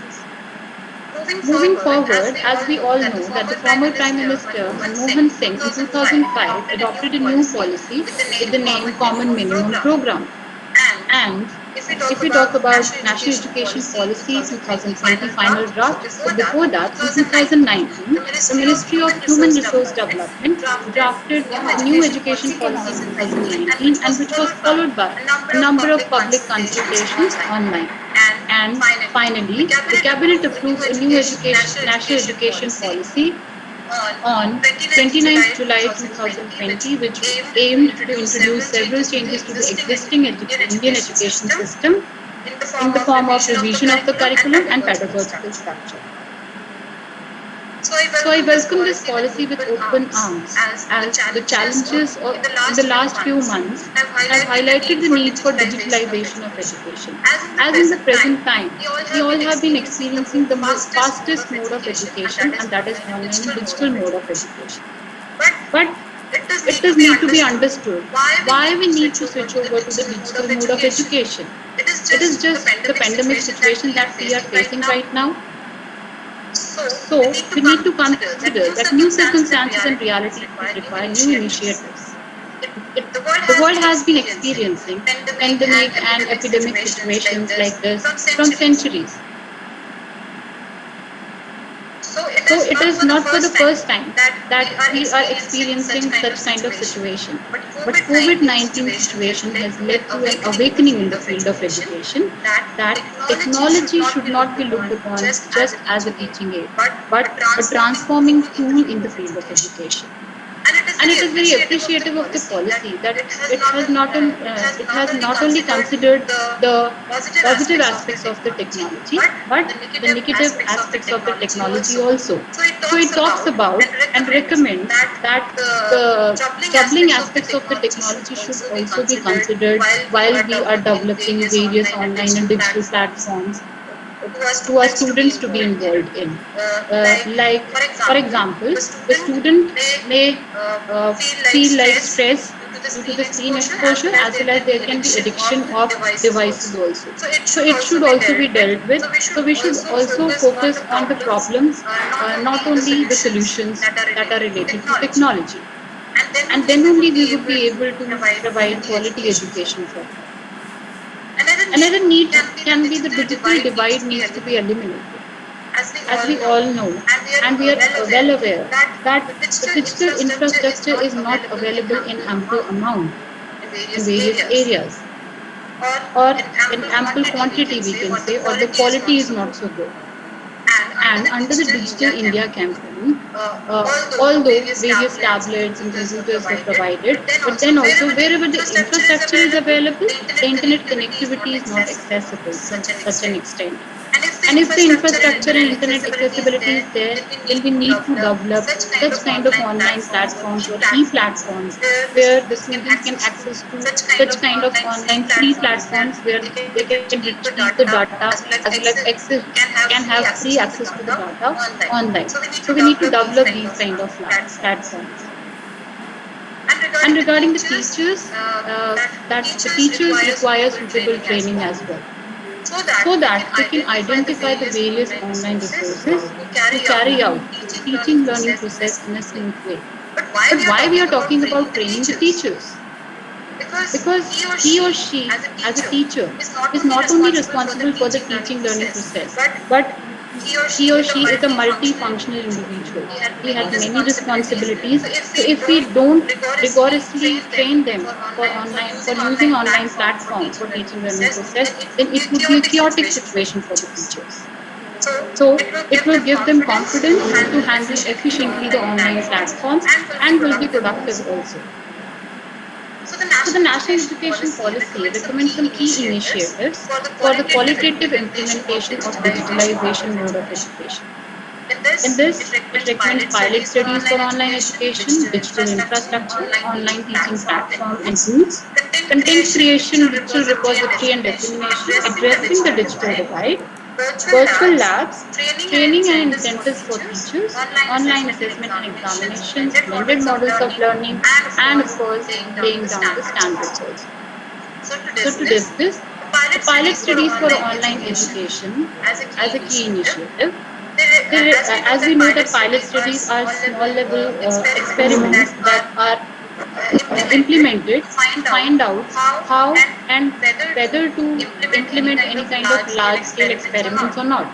So the policy has suggested the institutions like National Education Technology Forum should provide a platform for free exchange of ideas and would also be facilitating decision making on the induction, deployment and use of such technologies. Apart from it, Central Institute of Educational Technology, which is a unit of NCRT, would also be a part of such kind of pilot studies. And in addition to it, the institutes like National Institute of Open Schooling, NITs, and various IITs situated across the country would be a part of such kind of pilot studies to identify such online platforms that could be used at large scale. Coming to the digital infrastructure, as you can see on the screen, there are various stakeholders involved in digital infrastructure. So when we talk about digital infrastructure, it is not about just distributing the tablets and computers. It involves various elements in that, like the policymakers, communication service providers, digital service and product providers, hardware manufacturers, networks, devices, data, servers, and industry participants and the end users. So you can see if one of these elements is absent, then it would not be possible that we can successfully implement the digitalization, digital or online mode of education. Here, I would like to quote the example of a person whose name is Momita B from Pune, Maharashtra. She is a science teacher whose video got viral on social media with the name of the Great Indian Jugaad. Now, the point is that the teacher is a teacher at soul. No matter what infrastructure and what support he or she is getting from the institute or the policymakers, the teacher will make it possible for the students. So it becomes the responsibility of the policymakers and the institution to provide the infrastructure to implement the online and digital mode of education properly so that the skill and ability of the teacher is not being wasted in developing such kind of personalized gadgets. It will not only lead to the confidence in the teachers, but will also channelize their energies and develop their skills properly. In addition to it, the policy also recommends that whatever infrastructure we are training our teachers in to involve the students in online mode of education, that technology or digital mode of education should be open. It should be open to all, it should be accessible to all, and it should be evolving with time. Because as we can see that with every second, with every day and every moment, the technology is evolving day by day. So we can't train our teachers in such kind of infrastructure or using such kind of infrastructure or technology that degrades with time. So we need to focus on these three aspects aspects also while we are talking about digital platforms.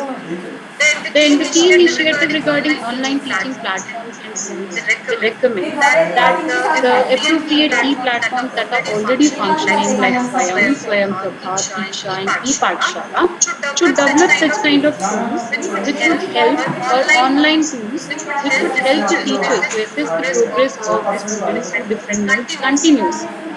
And it has also added to it that the tool should involve two-way video and two-way audio as it is the prerequisite and requirement in the present time. Regarding the content creation, digital repository and dissemination, the policy understands the situation, the present situation, that whatever repository or physical repositories we are having, the person cannot have a physical access to it. So they have recommended the development of digital repositories, which would be creating the course content and learning games related to augmented reality and virtual reality that would be open to the public systems also for their feedback regarding such kind of online repositories. Also, the fun-based learning tools would be developed, like gamification of Indian culture and art that would be involving it, and that's in different languages. And also, for the proper dissemination, a reliable backup mechanism would be developed so that the content can be disseminated properly among the students as well as the teachers. अब हमारे पास है Now, as BSS teachers, I think it is our responsibility that meanwhile such digital repositories are being developed by the policymakers to find out and explore the apps that are already available that are based on some fun games as well as related to augmented reality or virtual reality for a smooth functioning of online classes till 3. So one of those apps that I have come across through is Kahoot. Kahoot is an interactive app. It is competitive and allows students to tally their scores right from the comfort of their homes. So it can be useful. Another such app is Seesaw app. It is an extremely handy app and allows students to take easy hands in their assignments and also to compile them. Apart from it, one of the most important app that I have come across is Arusama app, as it deals with the augmented reality and it allows the students and the teachers to turn their phones into a virtual scanner to look for the information that is hidden within their environment. So I think such kind of apps, like those are involved into augmented and virtual reality, can certainly help the teachers to arouse the interest of their students in online learning. And of course, the Google Classroom that we have been using these times to create groups and label different lessons. And also, it is a nice place to clear up the queries as you do not need to verify it individually. Then, the key initiative regarding addressing the digital divide, the policy considers the situation that it might be the situation that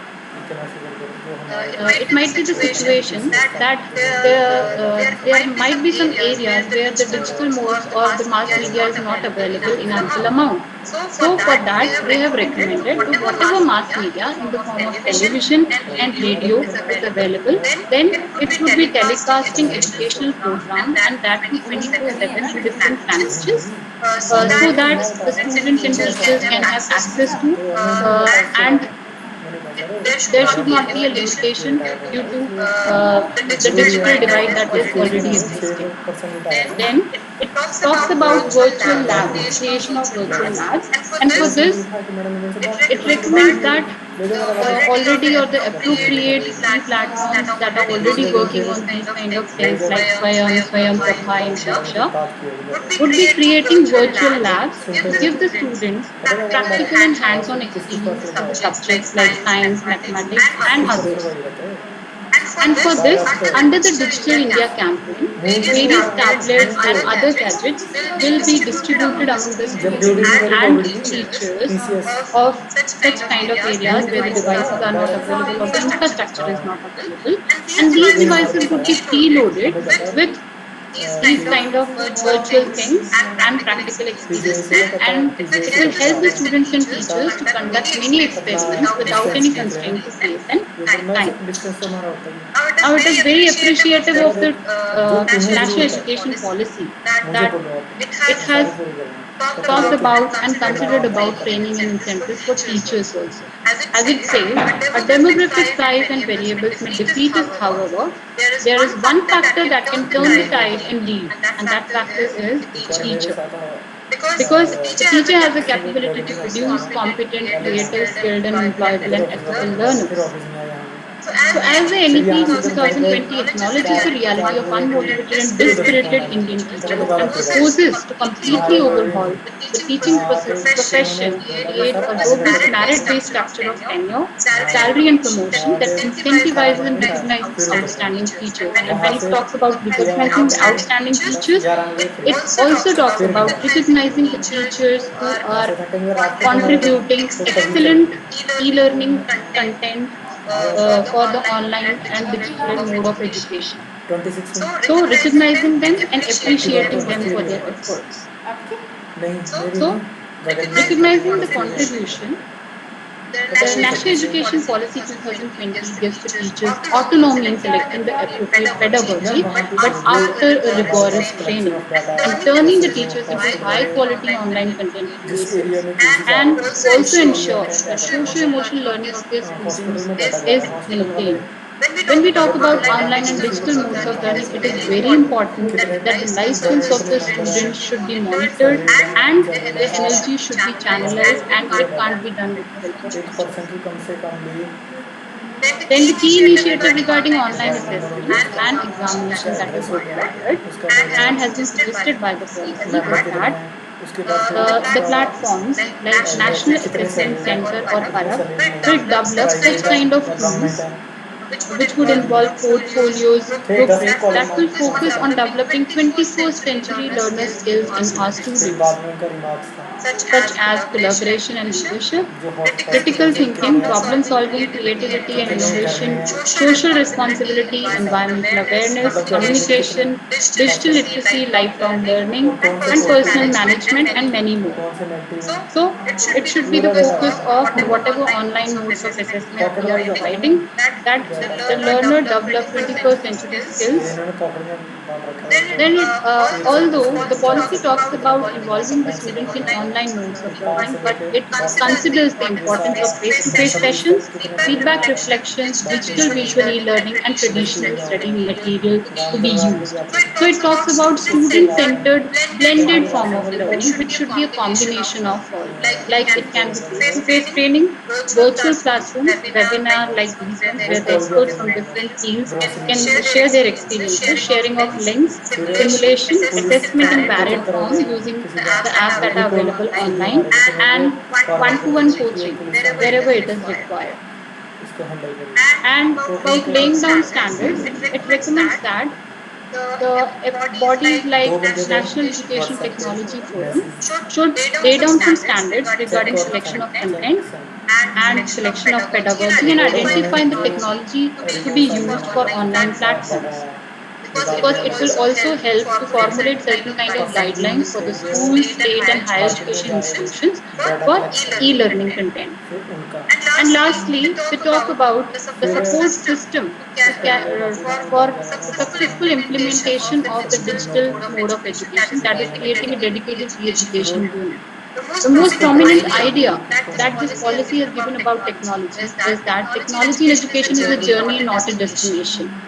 And as teachers, if we think that whatever technology we are equipped in or trained in is sufficient enough, so it is not the truth. As the technology is rapidly evolving, and we are not the specialist in technology, we are specialists in education. So we require the support of specialists to deliver high quality e-learning solution with time. So that is why they have talked about dedicated e-education unit involving experts from the field of administration, education, educational technology, digital pedagogy, assessment, e-governance, and various other fields. So I think that without the support of this e-education unit, it would not be possible to successfully implement the digital mode of education for online learning. So with this, I welcome this policy with open arms and feel positive about the future perspectives of national education policy as that it will herald a new era of education as it talks about involvement of technology as well as exploring various research areas in the field of education. And it also not only focuses on fundamentals of education but also exercises choice for students with the blended and experiential learning. So, in a comprehensive manner, we can say that a self aware Indian consciousness that propels the country to a bright and prosperous future is only possible through such kind of education. So, I would like to conclude my presentation with the thought that technology will never replace great teachers, but technology in the hands of great teachers is transformational.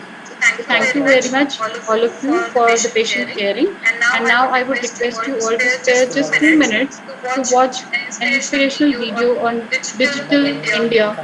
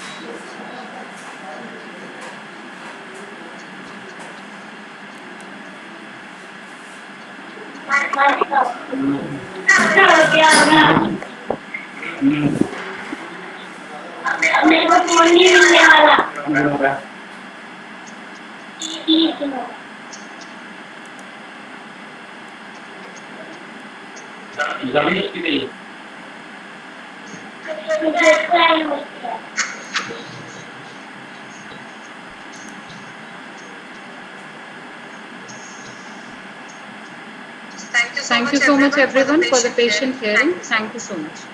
Thank you.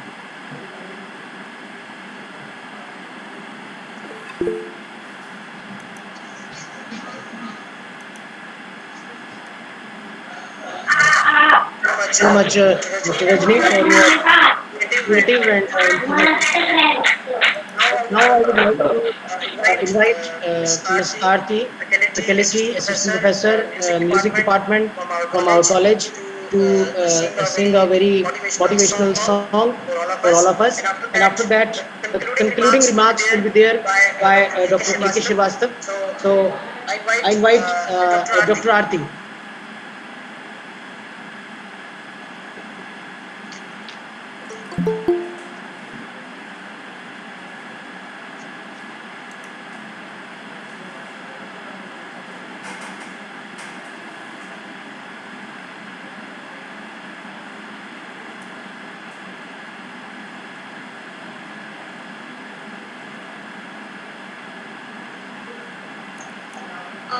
Very good afternoon to the Professor Puriji, the Principal Ma'am, respected teachers, my dear colleagues, and all the participants. As we have come towards the end of this national webinar on NEP 2020, I am thankful to the organizers of the event for giving me a chance to present my views on NEP 2020, and I am surely going to present it in form of a motivational song. So here it is. बदलो अपनी चाल, नया युग आने वाला है। बदलो अपनी चाल, नया युग आने वाला है। हुई दिशाएं लाल, अंधेरा जाने वाला है। नया युग आने वाला है। बदलो अपनी चाल, नया युग आने वाला है। अब तक था घन घोर अंधेरा छाया इस धरती पर, था आलस्य प्रमाद भरा कण कण इस जगती पर। कटाते मिलता जाल, उजाला छाने वाला है। नया युग आने वाला है। आने वाला है।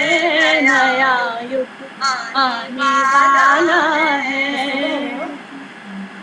जिसने कृष्ण बुद्ध गांधी का आना है पहचाना, जो चल पड़े साथ में उनको पड़ा नहीं पछताना।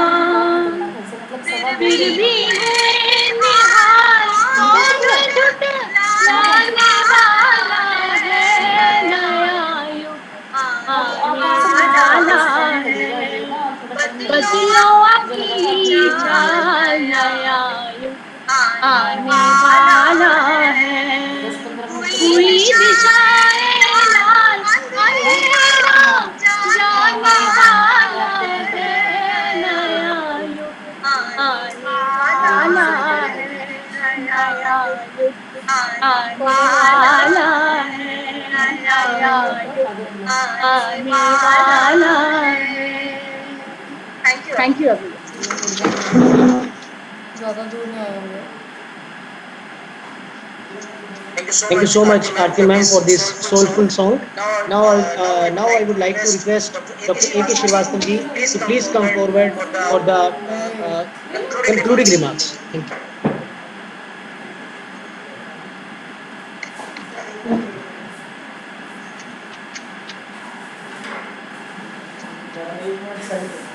आदरणीय प्रिंसिपल मैम, आज के मुख्य वक्ता पूजनीय कुलदीप पुरी सर, मेरे साथियों और इस वेबिनार से जुड़े हुए सभी सदस्यगण, मैं एक बार फिर आपके सामने उपस्थित हुआ हूँ और आप सबको मैं नमन करता हूँ। साथियों, जो मुश्किलों से लड़कर अपना कदम आगे बढ़ाता है, जो मुश्किलों से लड़कर अपना कदम आगे बढ़ाता है, अपना मुकद्दर खुदा नहीं वह खुद बनाता है। आज इस परिचर्चा के संदर्भ में जो टॉपिक रखा गया, नई शिक्षा नीति द्वारा भारतीय शिक्षा में आमूलचूल परिवर्तन, शिक्षक और शिक्षा के संदर्भ में हमारे मुख्य वक्ता के रूप में पूजनीय पुरी साहब ने समझ को इस संकल्पना का निचोड़ हम लोगों के समक्ष प्रस्तुत है। यस, बहुत बढ़िया, बहुत ही बढ़िया। 1966 रजनी मैम का भी, आपका भी, दोनों का बहुत खारी कमीशन, बहुत अच्छे। 86 स्टूडेंट्स तो बहुत न्यू धड़ाधड़ कमेंट एजुकेशन कर रहे पॉलिसी हैं। और अब NEP सर बहुत 2020 राइटली से का तुलनात्मक विश्लेषण करते और क्या? हुए अपनी समीक्षा दृष्टि के माध्यम से NEP 2020 आने वाले समय में कितना सार्थक साबित होगी और उसके सामने कितनी चुनौतियां हैं, बखूबी हम लोगों के समक्ष प्रस्तुत किया। चाहे वो एजुकेशन स्ट्रक्चर के संदर्भ में हो या फिर शिक्षा के प्राइवेटाइजेशन के संदर्भ में हो, अथवा शिक्षा प्रॉफिट मोटिव आकार ले रही हो, या फिर टाइम टेकिंग के माध्यम से लोगों को छलने की बात हो। बहुत सारे बिंदुओं पर बेबाक चर्चा की और एक सुधी चिंतक और विद्वान होने के नाते उन्होंने अपने अनुभव के द्वारा आने वाले भविष्य में हम इस शिक्षा के माध्यम से कितनी ऊंचाइयां तय करेंगे और कितनी चुनौतियां हमारे सामने रहेंगी, उन्होंने स्पष्ट रूप से सबके समक्ष सारगर्भित आमूलचूल बात हम सबके समक्ष रखी। साथियों, मैं जब भी पुरी साहब से मिला हूं, उनका व्यक्तित्व, उनका चिंतन, बहुमुखी प्रतिभा, एक विशिष्ट थिंकर के रूप में और साथ ही साथ सहयोगात्मक, भावनात्मक और लगावात्मक विचारों के साथ वो हमेशा किसी भी समस्या को बड़े नजदीकी से, बड़ी गहराई से आत्मसात करने और उसका समाधान कैसे प्राप्त किया जाएगा, इसके लिए एक अच्छे चिंतक होने के नाते वो हम सबके समक्ष प्रस्तुत करते हैं। साथियों, कभी कभी तो मैं कुलदीप पुरी साहब के संदर्भ में कहना चाहूंगा कि सर, एक लाइन आप पर बहुत फिट बैठती है कि कुछ लोग हैं जो वक्त के सांचे में ढल गए और कुछ लोग हैं जो वक्त के सांचे बदल गए। आप जैसे सुधीजन अगर है तो निश्चित है कि जरूरत पड़ने पर वक्त के सांचों को बदलना होगा और उस वक्त के सांचे को बदलने के लिए कदम से कदम मिला करके आगे बढ़ने के लिए, समस्याओं के समाधान के लिए, चुनौतियों का सामना करने के लिए और अपने विकास के लिए आप जैसे बुजुर्ग हमेशा आवश्यक है। और मैं उम्मीद करता हूँ कि आज के इस वेबिनार में जिस तरह से शिक्षक शिक्षा के संदर्भ में अपनी बात रखी है, आने वाले समय में वो हम सबको बहुत ही प्रेरणात्मक रहेगी।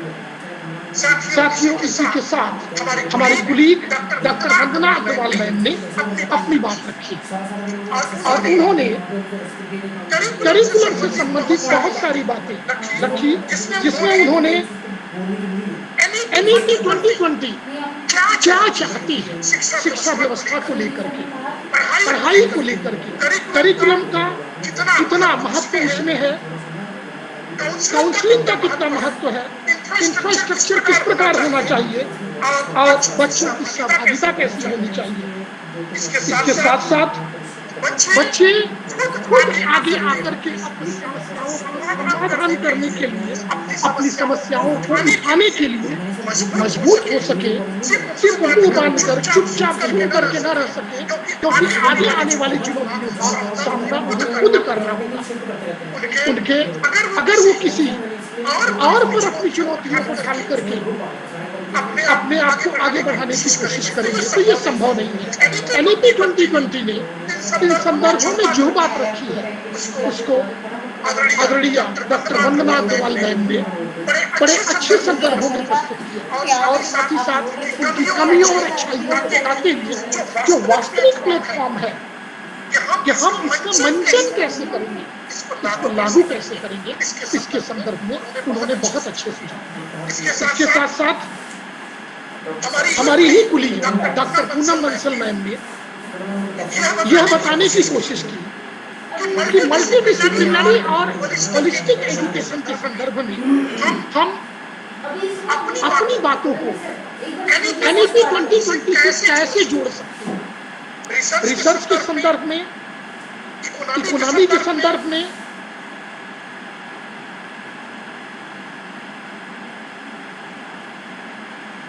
एक अच्छी शिक्षा व्यवस्था के विषय के संदर्भ में संगतता क्या होगी, उनका फायदा क्या होगा, बहुत कुछ बातें उन्होंने बताई। इसके साथ साथ हमारे दो और कुलीग डॉक्टर रजनी और रविंदर सर ने भी आपके समक्ष बहुत सारी बातें रखी।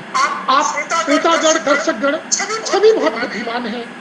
NEP 2020 का सिर्फ एक वेबिनार जो आज आपके समक्ष हो रहा है, इस पर आप नहीं बल्कि इससे संबंधित कई वेबिनारों में आप भाग लिए होंगे और बहुत सारे विद्वानों की विचार और बातें भी आपको सुनी होगी।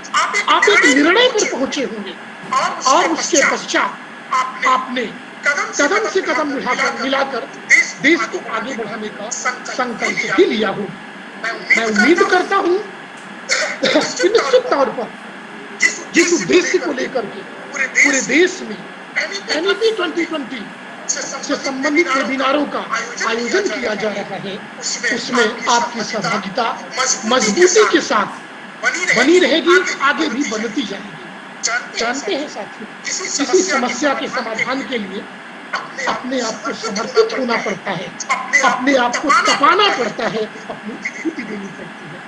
आप जानते हैं, अंधेरा तो रहता ही है और अंधेरा कभी जाता नहीं, लेकिन ये प्रकाश है जो अपनी ताकत से उसको प्रकाशित करती है।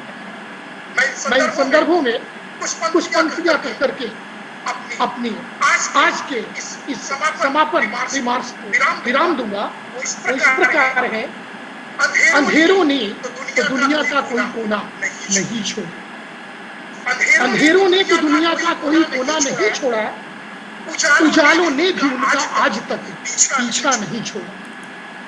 हवाओं ने नसीमन का कोई तिनका नहीं छोड़ा, नसीमन माने घोंसला। हवाओं ने नसीमन का कोई तिनका नहीं छोड़ा, मगर हमने भी तामीर का कोई जज्बा नहीं छोड़ा। तामीर माने साथियों बनाना, तो मगर हमने भी तामीर का कोई जज्बा नहीं छोड़ा। खिजाओं की ये खलसत है, यानी आदत है, खजाओं से क्या मिला कीजिए। बहारों ने भी अपने साख का कोई पत्ता नहीं छोड़ा। तो मुश्किलें आती हैं, आती रहेंगी, समाधान मिलता है, मिलता रहेगा। हम आगे बढ़ रहे हैं, बढ़ते रहेंगे। इस उम्मीदों के साथ मैं आप लोगों का इस वेबिनार में स्वागत करते हुए, अभिनंदन करते हुए, आभार प्रकट करते हुए जो जिम्मेवारी मुझे दी गई है कंक्लूडिंग रिमार्क की, इसको अपनी बुद्धि और क्षमता के अनुसार आपके समक्ष रखते हुए आप सबको प्रणाम करता हूँ। शुभमस्तु। भारते भातु भारत। धन्यवाद।